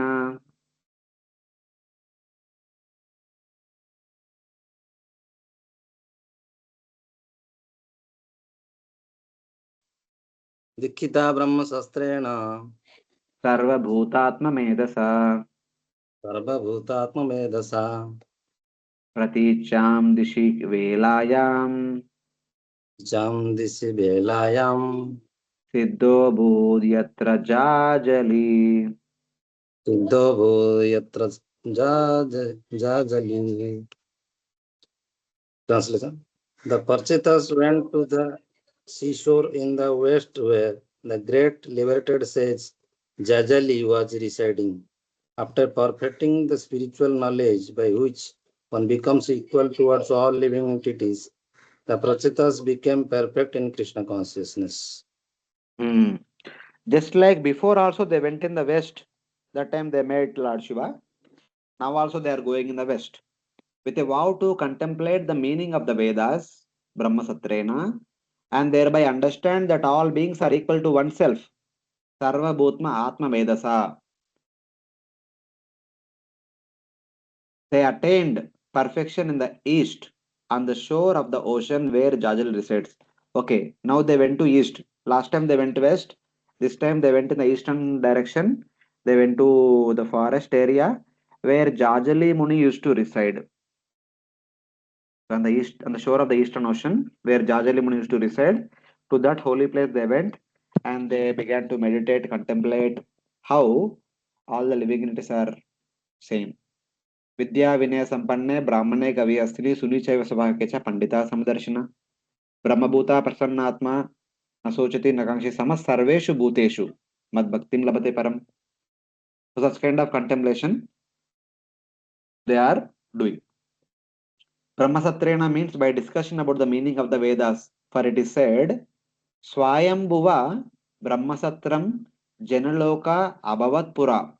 O son of self-born Brahma, once long ago on Janaloka, wise sages who resided there discussed the meaning of the Vedas. Brahmasatra means it is a congregation where they want to understand, they decipher the meaning of Brahmanas, the Vedas. That is called Brahmasatra. Even at the beginning of Bhagavatam also it is said that Naimishe Nimisha Kshetre Shaunaka Rushakadaya Satram Sargaya Lokasya Samamasata. So all the sages, Shaunaka the Rishis, they assembled at a place known as Naimisharanya, Naimishe Nimisha Kshetre. It is the abode of Lord Vishnu, Animsha, who is glorified as Animsha. What Satram Sargaya Lokasya. They are doing Satra. They are trying to discuss the meaning of the Vedas. For what purpose? In order to go to Sarga. So Sargaya Lokasya means one meaning of Sarga is the heaven, which is just above Bhuloka, Bhurloka, Sargaloka, this heaven. Another meaning of Sarga is Vaikunta also. Devotees take the meaning of Sarga as Vaikunta. People in general take the meaning of Sarga to be Swarga. So in both the case, okay, no problem. At the initial level, Satram Sargaya Lokas, they are doing, they are contemplating on the meaning, they are discussing and trying to understand the meaning of the Vedas, which will award them entry into Swarga.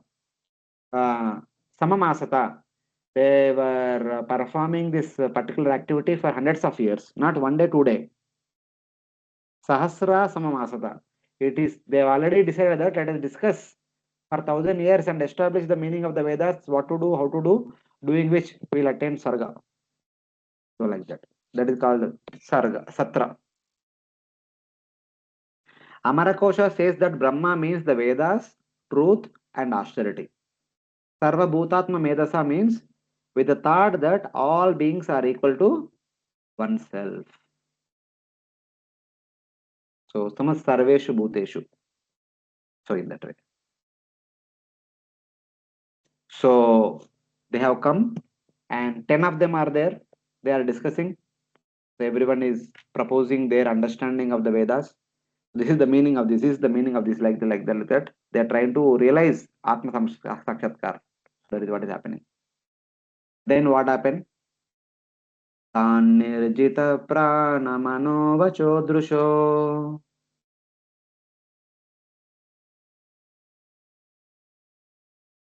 Tanirjita pran manovaccho drisho. Jita sanan shanta samana vigraham. Jitansa santa samana vigrahan.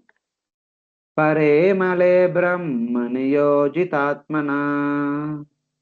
Pare male brahmani yojitatmana. Sura suredyo dadrishe sma Narada. Sura suredyo dadrishe sma Naradaha.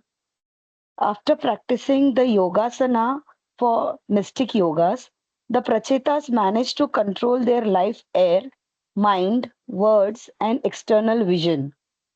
Thus, by the pranayam process, they were completely relieved of material attachment. By remaining perpendicular, they could concentrate their minds on the uppermost Brahman. While they were practicing this pranayam, the great sage Narada, who is worshipped both by demons and by demigods, came to see them. When some devotees are honestly working hard to understand the nature of Supreme Lord, etc., the Paramatma will inspire someone and send there, so that by the association of such wonderful great soul, they will definitely get the benefit. Same way happened here also. When these 10 people were honestly trying to understand the true nature of Atma and Paramatma, that they want to realize that Adhyatma Jnana, then Narada, who is worshipped by the Devatas and demons, saw them. They had controlled their life airs, mind, speech, and sight, had perfected the yoga postures, and were sitting peacefully with straight posture, concentrating their minds on the Supreme Personality of.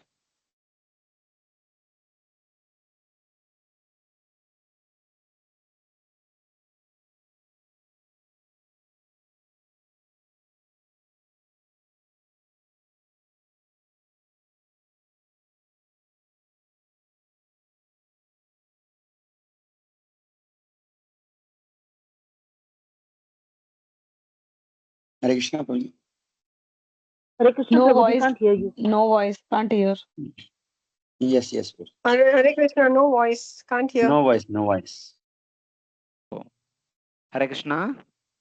Now you should be able to hear. Ah, Yes, yes, Yes, Prabhuji. Prabhuji. Prabhu. Yes, yes. Yeah. So here I was saying, when some devotees are really praying for, really endeavoring to understand the meaning of the Vedas, meaning of Adhyatma, trying to understand the nature of Atma and Paramatma and Bhagavan, etc., the Bhagavan inspires in the midst of such devotees and help them come close to Supreme Lord Sri Krishna. Same way, the 10 prachetas are also discussing among themselves, controlling their senses, their mind, their pranas by the practice of this yoga postures, etc., etc. So, being inspired by Paramatma, Narada Muni came there. When he came there, he's seeing all of them seated in the yoga postures, controlling their breath, controlling their senses, controlling their mind, etc., etc. Narada Muni, who was worshipped by the Devatas and demons, arrived there and saw them that they were controlling their life airs, mind, speech, and sight, and they had perfected the yogasanas and were sitting perfectly in straight posture and concentrating their minds on the Paramatma, who is seated in their heart as Paramatma. So, in that way. Pare Amale Brahmani. So, what kind of Supreme Lord they are meditating upon?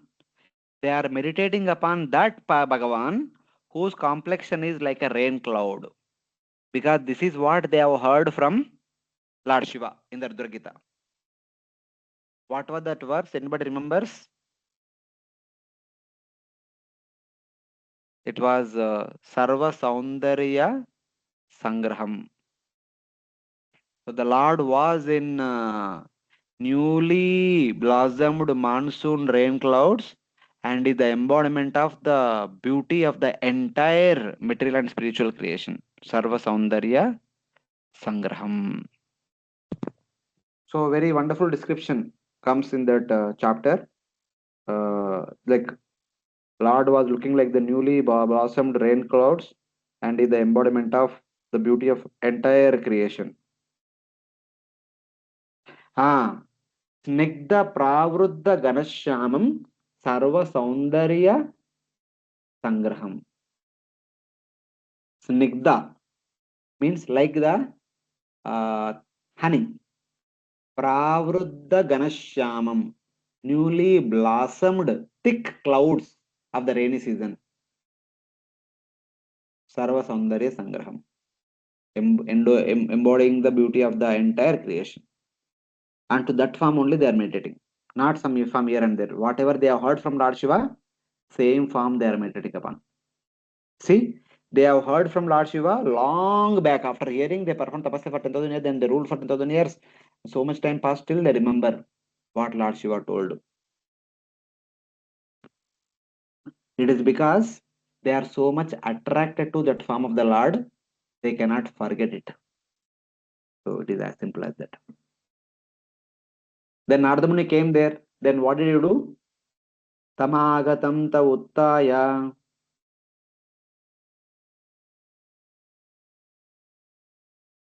Tamagatam ta uttaya pranipatyaabhinandya cha pranipatyaabhinandya cha पूजयित्वा यतादेशम् पूजयित्वा यथा देशं सुखासीनं मता ब्रुवन्. sukhasinam yata ata bruvan. As soon as the Prachetas saw that the great sage Narada had appeared, they immediately got up even from their asanas as required. They immediately offered obeisances and worshipped him. And when they saw that Narada Muni was properly seated, they began to ask him questions. As soon as Narada Muni arrived there, they realized that some wonderful personality has come. They opened their eyes, they got up, fell flat, offered full dandavat. They invited and offered a nice seat, offered worship.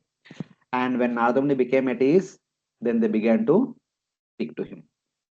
When Narada appeared, the Pracheta stood up, offered respects, and on the ground, welcomed him, worshipped him according to the rules, seating him comfortably. They then spoke. What did Prachetas ask?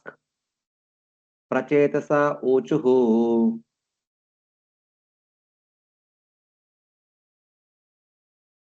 प्रचेतसा ऊचुः Swagatam te surarushedya.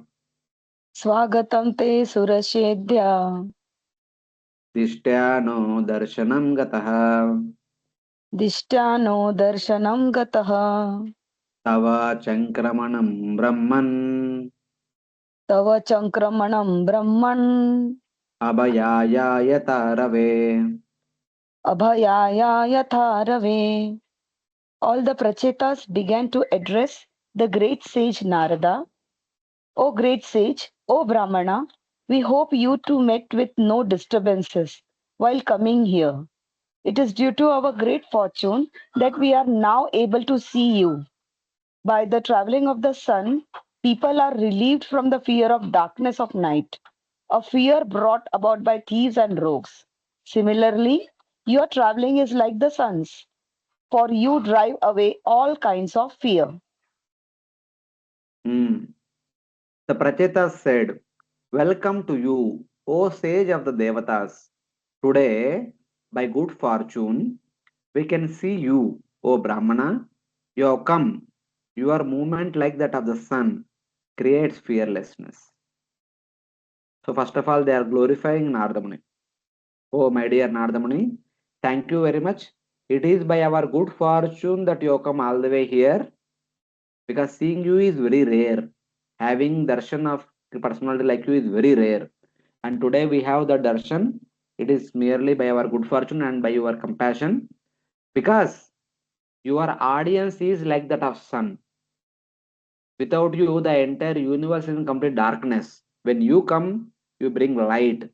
The people are delivered from the fear of darkness because they will attain fearlessness, abhaya. You are the giver of abhaya, fearlessness. You are like the sun. You will enlighten the heart of everyone whomsoever you come across. So in that way, they are glorifying Narada Muni. Just as by seeing the sun, fear of thieves disappear.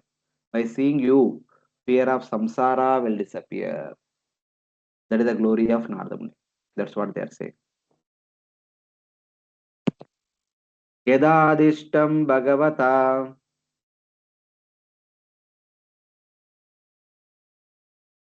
Yadadishtam bhagavata Shivena Dokshajena Cha Jivenadokshachena cha Tadgriheshu Prasaktanam tadgruheshu prasaktanam Prayasha Kshapitam Prabho. prayashah kshapitam prabho. O Master, May we inform you that because of our being overly attached to family affairs, we almost forget the instructions we received from Lord Shiva and Lord Vishnu.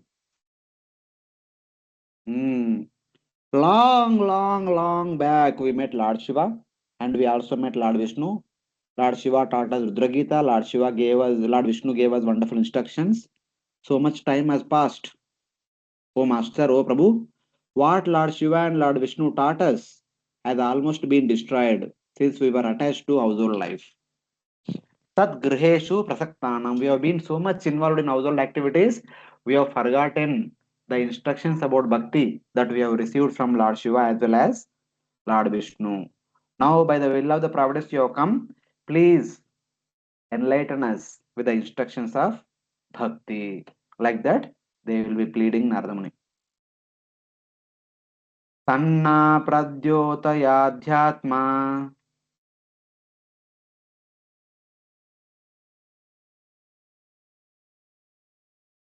Tannah pradyotayadhyatma jnanam tattvartha darshanam jnanam tattvartha darshanam yenanjasa tarishyamo nanjasa tarishyamo dustaram bhavasagaram. dustaram bhavasagaram. Dear Master, kindly enlighten us in transcendental knowledge, which may act as a torchlight by which we may cross the dark nescience of material existence. Please enlighten us about the knowledge of the Jiva, which shows the highest truth, by which we can easily cross the difficult ocean of material existence.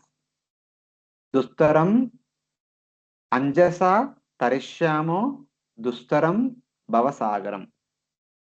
So to cross the bhavasagara is very difficult, but one can easily cross this when one is enlightened with the knowledge of Atma and Paramatma, Bhakti and Bhagavan. Please, we have heard about these subject matters long back from Lord Shiva and Lord Vishnu, but because we have been involved in material activities in the material world, kingly responsibilities, all these things, we have forgotten. Actually, they have not forgotten, but it is their humility that they are saying like this, so that they are pleading, they are submitting their lowness in front of Narada Muni, so that Narada Muni can enlighten them. That was the intention. Adhyatma Jnana means knowledge concerning the Atma and Paramatma. Enlighten us about the necessary knowledge of the Jiva that we previously knew. That is very much required, understanding which we can easily cross this ocean of material existence, which is very difficult to cross. Sorry. So this is their request.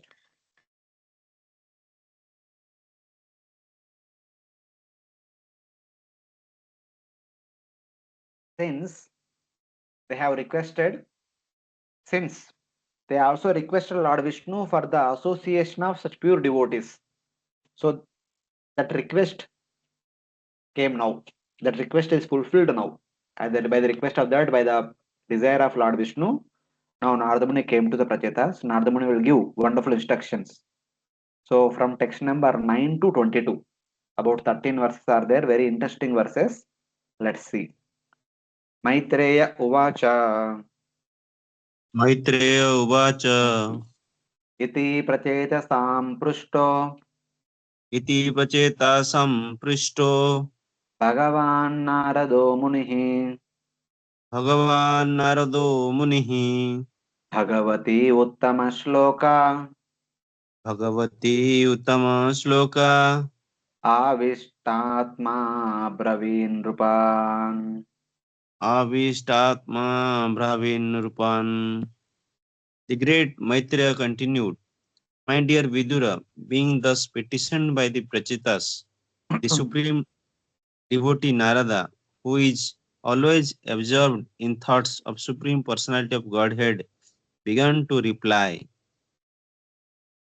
So Narada Muni anyway always eager to speak about Lord Vishnu. When somebody asks, speak about more and more about Lord Supreme Lord, then why will not speak? He will definitely will speak. He will become 100%, 1000% more jubilant to speak about the Lord more and more. So same thing is happening here. Requested by the Prachetas, the great sage Narada, his mind always absorbed in the Lord, then spoke to the king about the Supreme Lord, about Bhakti and Bhagavan. So very nicely he will discuss. Narada Uvacha.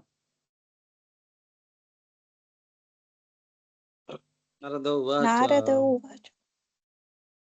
Tajjanmatani karmani तज्जन्मानि तानि कर्माणि तदा युस्तन्मनो वचः तदध्यायुषतनमनं वचः नृणां येन हि विश्वात्मा नूनं येन हि विषात्मा सेव्यते हरिरीश्वरः. सेवते हरिरीश्वरः. The great sage Narada said, when a living entity is born to engage in the devotional service of the Supreme Personality of Godhead, who is the Supreme Controller, his birth, all his fruitive activities, his lifespan, his mind, and his words are all factually perfect. So Narada Muni, because they asked about Adhyatma, about the true nature of Atma. So from that starts the discussion. Ultimately it goes to Supreme Lord. So how Atma enters into this material world, takes birth. We are all concerned about birth, growth, and other activity that we do in the entire life and all. So Narada Muni giving a spiritual light to that. The birth, activities, janma, tani karmani, the lifespan, mind, words of humans take on real value by service to the Supreme Lord, who is the soul of the universe. Because they asked about Atma. So you want to know who is the real Atma? The real Atma is Supreme Lord, who is the Atma of the entire universe. You being Atma, you take birth, you perform various activities, you have a certain lifespan, you always have some emotional needs, emotional considerations, this, that, you speak to people, you exchange words, you exchange relationships, all these things. All these things will take their true existence. They are all become meaningful only when they all these are done in relation to Lord Vishnu, in relation to the service of Lord Vishnu. Otherwise, they are simply Shramayevahi Kevalam. What was that verse in the first canto? Shramayevahi Kevalam. Anyone remembers?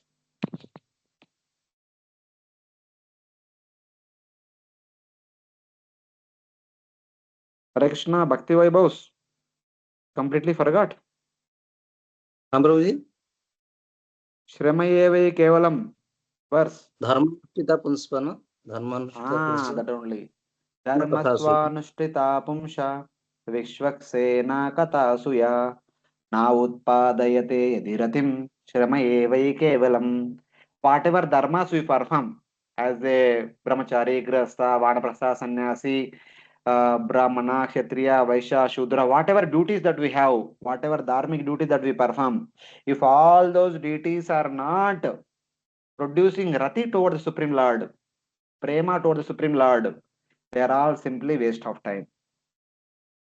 Our birth, our activities, our lifespan, our mental exchanges, our verbal exchanges, all these are useless if they are not engaged in service of the Supreme Lord. Or all these things become meaningful only when they are engaged in Lord's service. This is the first instruction of Narada Muni.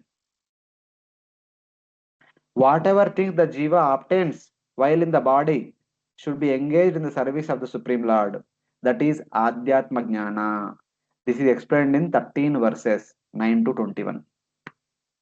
The essence of all these verses is, my dear sons, whatever you have, everything should be engaged in service of Supreme Lord. That is what perfect. That what gives perfection of life. Nothing else.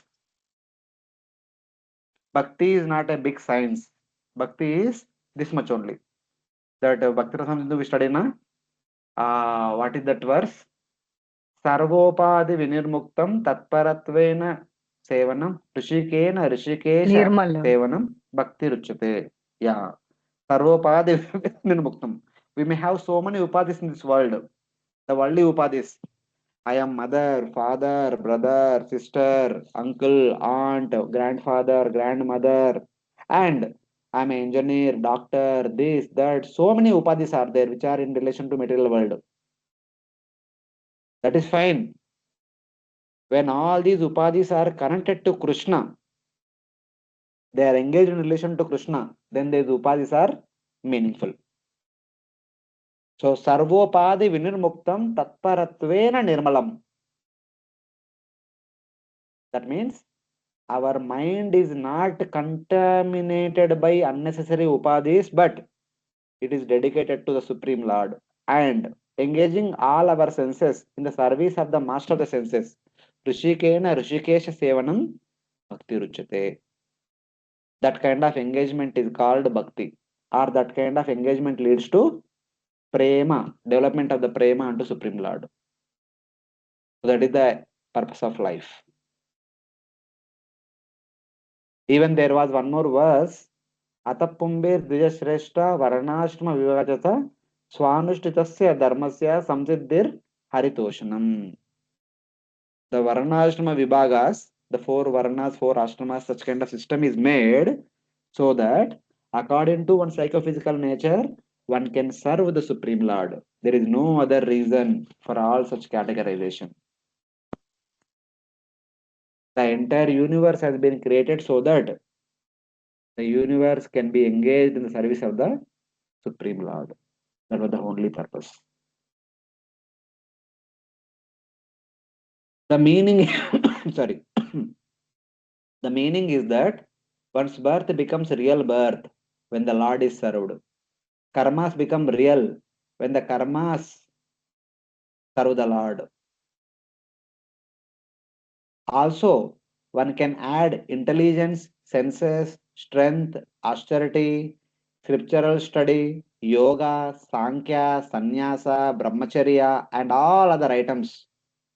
They become real and meaningful when they serve the Lord. This should be understood from the later verses. Even though shlokas may say a few things, but the same thing can be extended for all other things, so which is all inclusive. Like that, we have to understand for all the future shlokas. So humans are mentioned because human life is suitable for service to the Supreme Lord. But if he does otherwise, then his life is like a animal life. The humans are mentioned in the previous verse. Na? Tad janma dani karmani tadayu tad manovacha pranam yena, for the human beings, not for the animals. This much is not expected from the animals and all. This is expected from the human beings. If humans cannot do this, called as humans. They can be called as animals. That verse is there, na Mahabharata verse. Ahara nidra bhayamaitunam cha samanametat pashubi naranam dharmo hitesho adhiko vishesho dharmena hena pashubi naranam. There is one thing dharma which distinguishes humans and animals. If humans forget dharma, they are no different than animals. So in that way.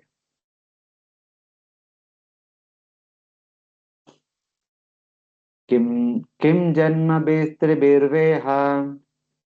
किं जन्मभिस्त्रिभिर्वेह Shaukra Savitra Yagnikai शौक्रसावित्र्ययज्ञिकैः Karma Birvatrayi Proktai कर्मभिर्वात्रैः प्रोक्ते Pumshobi Vibudhayusha. पुंसापि विबुधायुषा. A civilized human being has three kinds of births. The first birth is by a pure father and mother, and this birth is called birth by semen. The next birth takes place when one is initiated by spiritual master, and this birth is called Savitra. The third birth, called Yajnika, takes place when one is given the opportunity to worship the Lord Vishnu. Despite the opportunities for attaining such births, even if one gets the lifespan of a demigod, if one does not actually engage in the service of the Lord, everything is useless. Similarly, one's activities may be mundane or spiritual, but they are useless if they are not meant for satisfying the Lord. Hmm. So, more details. How to perfect one's life. Without that service unto Supreme Lord, what is the use of taking three births? The first birth by semen, second birth by Upanayana, third birth by initiation. What is the use of ritual acts mentioned in the Vedas? What is the use of the long lifespan of a Devata for a human? Everyone want to become Amar. They want to live long, long, long, long. What is the use of living long if you are not engaged in devotional service? Or something like that.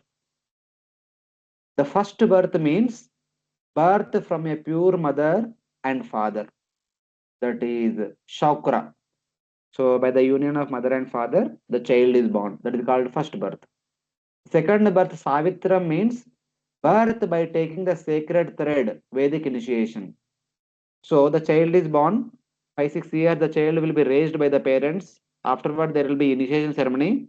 The child will be sent to Gurukul, where in the Gurukul, one receives the Vedic knowledge, which will teach the real purpose of human life. That is the second birth. Without that, the man will be simply living just for the sake of living.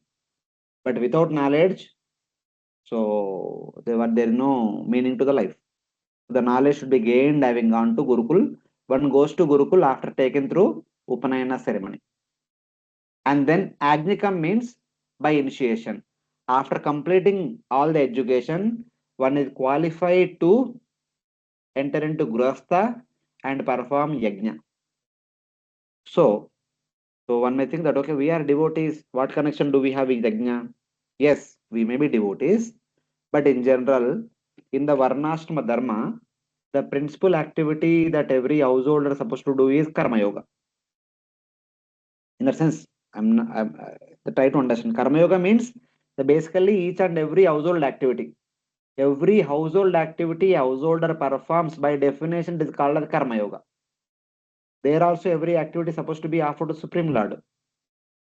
So, having gone to Gurukul after Upanayana ceremony, having studied the Vedas, having obtained Vedic knowledge, one is initiated that now, beta, now you go home and get married and perform your household activities.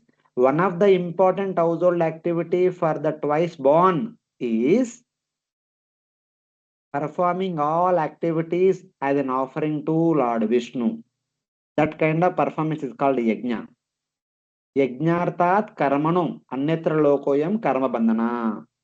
Every every activity should be performed as an offering to Supreme Lord. That kind of performance is called yajna. Otherwise, every activity that one performs will bind one in the material world. So one is that. But traditionally, literally, such a householder is supposed to perform yajna every day without fail.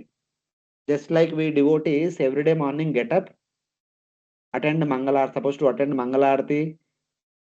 If not Mangalarti, but every day we are without fail chant japa. We have taken the vow.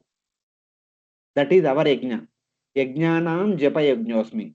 For the devotees, the daily yajna is japa yajna. For us, chanting and hearing, Shravanam and Kirtanam is our daily sadhana without fail. Same way, for the karma yogis, the daily sadhana is early in the morning perform yajna and complete morning sadhana and then come out and perform the occupational duties. So in that way. So here Yajnika in general from the worldly norms point of view, the yajna is being indicated. Even we see in the Ramayana, Mahabharata, whether it is Lord Rama or Lord Krishna, every day morning they would perform yajna. Before coming out of the home, they would perform yajna. After yajna, they would offer some charity to the Brahmanas. They feed the Brahmanas. Then they honor breakfast. Then they go to Sudharma hall and there they will take care of the kingly duties, Lord Krishna and all. That is being done. Even Pandavas also used to perform yajna every day morning. Small yajna. That is their daily sadhana. So in that way we have to understand. So for devotees, yajnika means initiated into our Harinam sadhana. So in that way, first taking birth, then studies. Studies is the second birth. The third one is initiation, where one is determined to practice this sadhana for the rest of the life until one go back to Godhead. So in that way, without service, sorry, without service to the Lord, these three and even birth as Brahma are equivalent to a pig's birth, since the results are similar. Birth as an outcast with service to the Lord is proper human birth because it enables one to attain the Lord. Even though one is born in the high caste, but one does not perform bhakti, then one will take birth as an animal. That is as good as a pig taking birth, dying, and taking birth as another animal, something like that. But even if a person born in outcast but practices bhakti, such a person will come back to Godhead. That is much better. So in that way, it is being indicated. The other items should be understood in the same way. If Vedic actions are useless, what to speak of the secular actions?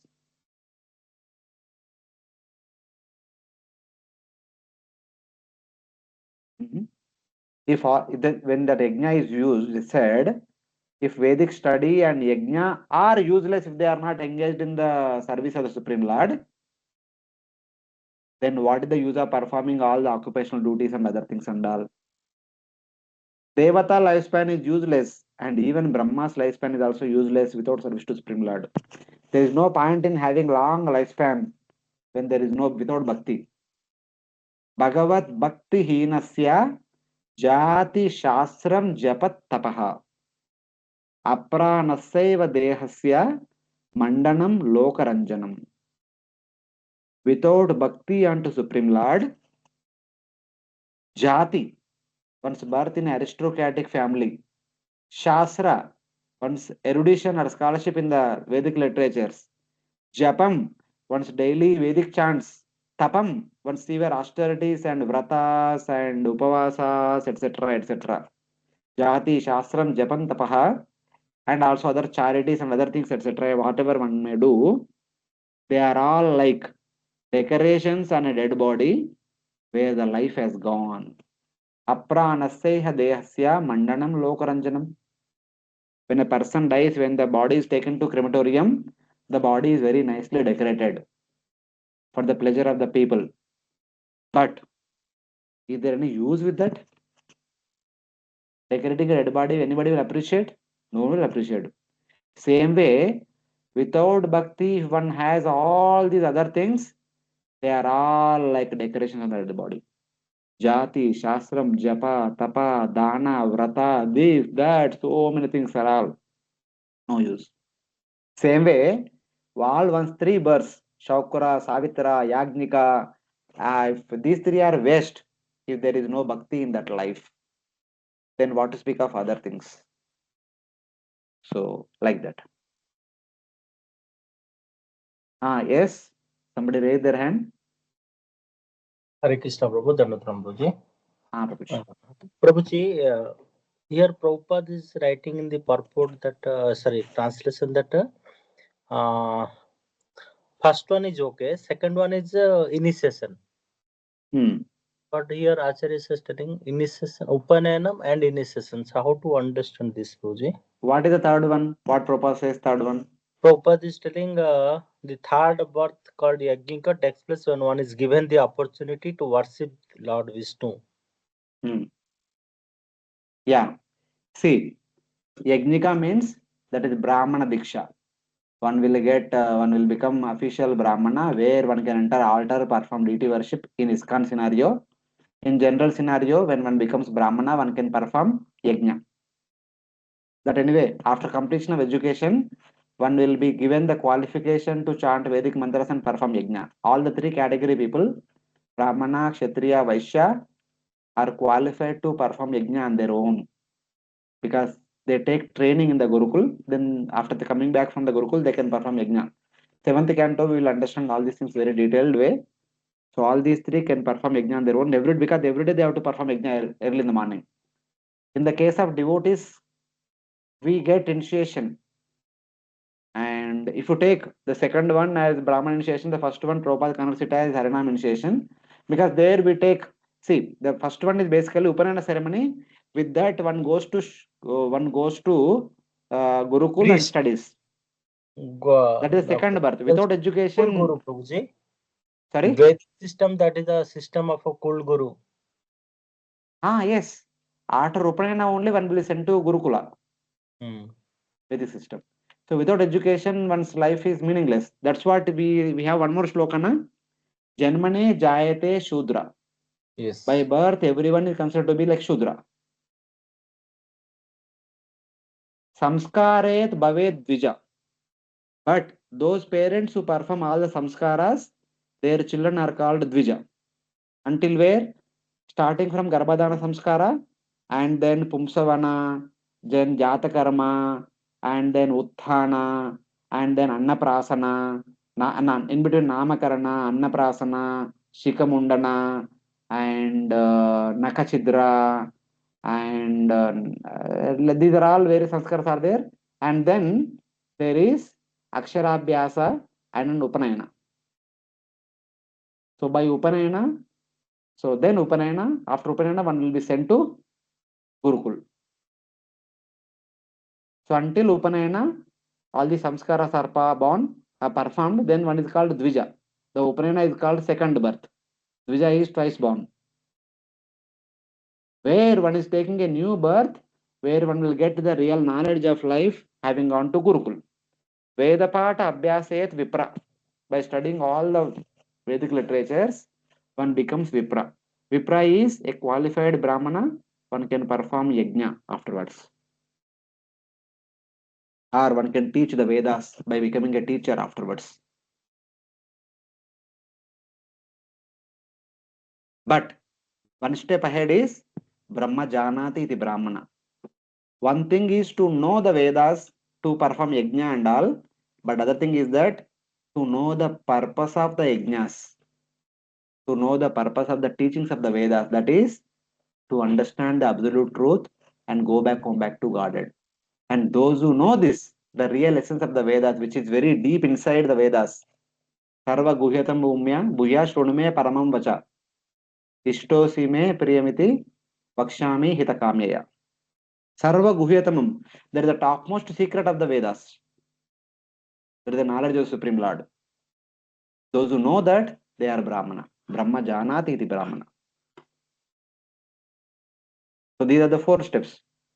So in that Hare way, Krishna Prabhuji. Mataji. Yes, Mataji. Hare Krishna.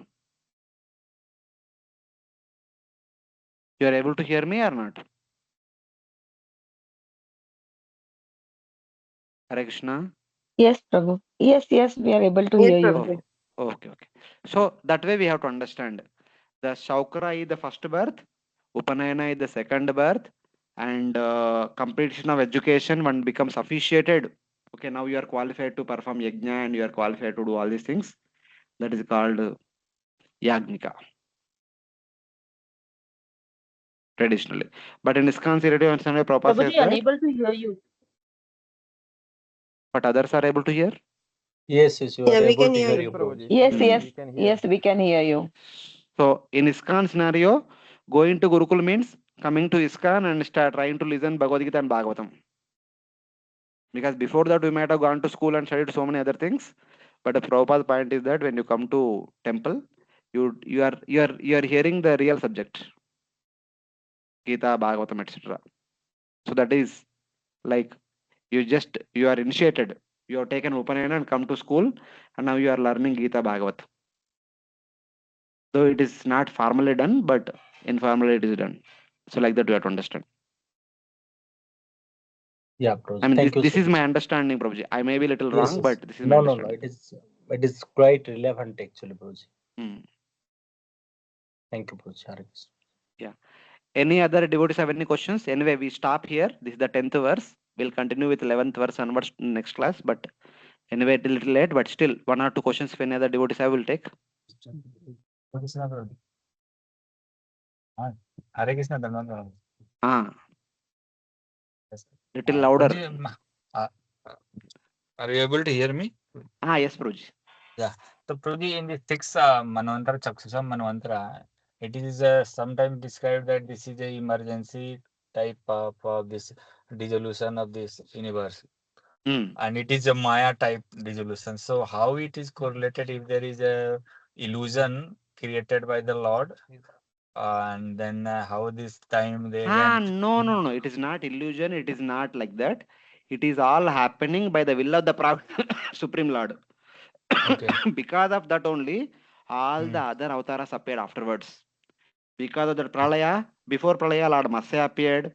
After Pralaya, Lord Varaha, Lord Kurma, Lord Narasimha, and then during Samudra Manthan, Lord Ajita, Sahasrabahu, again Lord Kurma, Mohini Murti, Dhanvantari, then Vamana, Parashurama, Rama, all these incarnations have direct connection to this Samudra Manthan. And before that, this Hiranyakashipu, Hiranyaksha in 6 Chakra Manvantara also. They also appeared after this Pralaya only, because they are the children of Kashyapa and Aditi. Aditi is the daughter of Daksha. So that's how Daksha is connected to all of them. So this is not like just an illusion. Actually, this is No, it's not illusion. It's real only. Why illusion? Oh.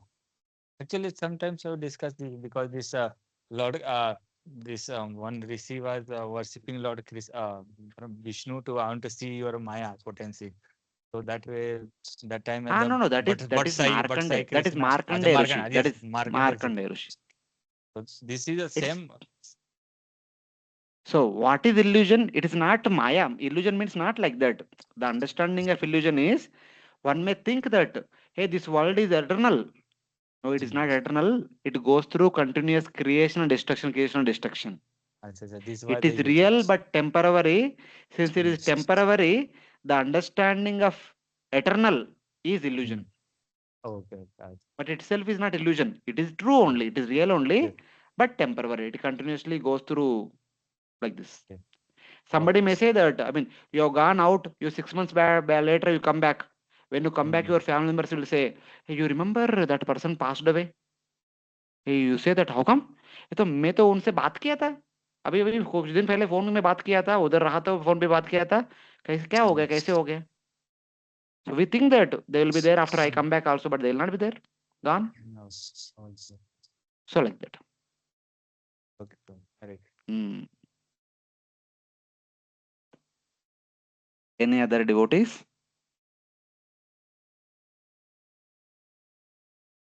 Okay, no problem. So thank you for joining. And today it is Mahashivaratri. In ISKCON it is tomorrow, but all over India people are celebrating. So let us all together pray to Lord Shiva. As we were discussing in the class, if you go to Lord Shiva and ask for some material benediction, Lord Shiva says, hey, take it, get away. Don't disturb me. Take it and go away. But if you really approach him and ask for Krishna Bhakti, he'll be so pleased, so pleased. He will come out of his meditation, come out of Smashan, and he will give the real instructions how to please Lord Krishna, Lord Rama, Lord Vishnu, just like he instructed the 10 Prachetas. So in that way, today let us all pray, either having gone to temple or not, even otherwise wherever we are also, to bless us with a desire to serve Lord Krishna and his wonderful devotees, and with a desire to hear more and more about Lord Krishna, with a desire to sing the glories of Lord Krishna more and more, and come close to Lord Krishna. So Lord Shiva will be more pleased with such prayer than asking him, give me this, give me that, give me this, give me that. And today is the day of Lord Shiva. He is most benevolent. He is very eager to bestow all who pray to him. Hare Krishna. We can pray for ourselves, we can pray for each other. So that is the real way of celebrating Shivaratri festival. Hare Krishna. ग्रंथरा Shrimad Bhagavatam की जय. महाशिवरात्रि महोत्सव की जय. श्रील प्रभुपाद की जय. कोटि वैष्णव की जय. Thank you, Prabhuji. Thank you so much. Hare Krishna. Hare Krishna. Thank you very much. Thank you so much. See, all of you so are much, in Guruji. Bombay. All of you are in Bombay, might be having summer. Here we still have Yes. winter. So your throat is already Huh? your throat is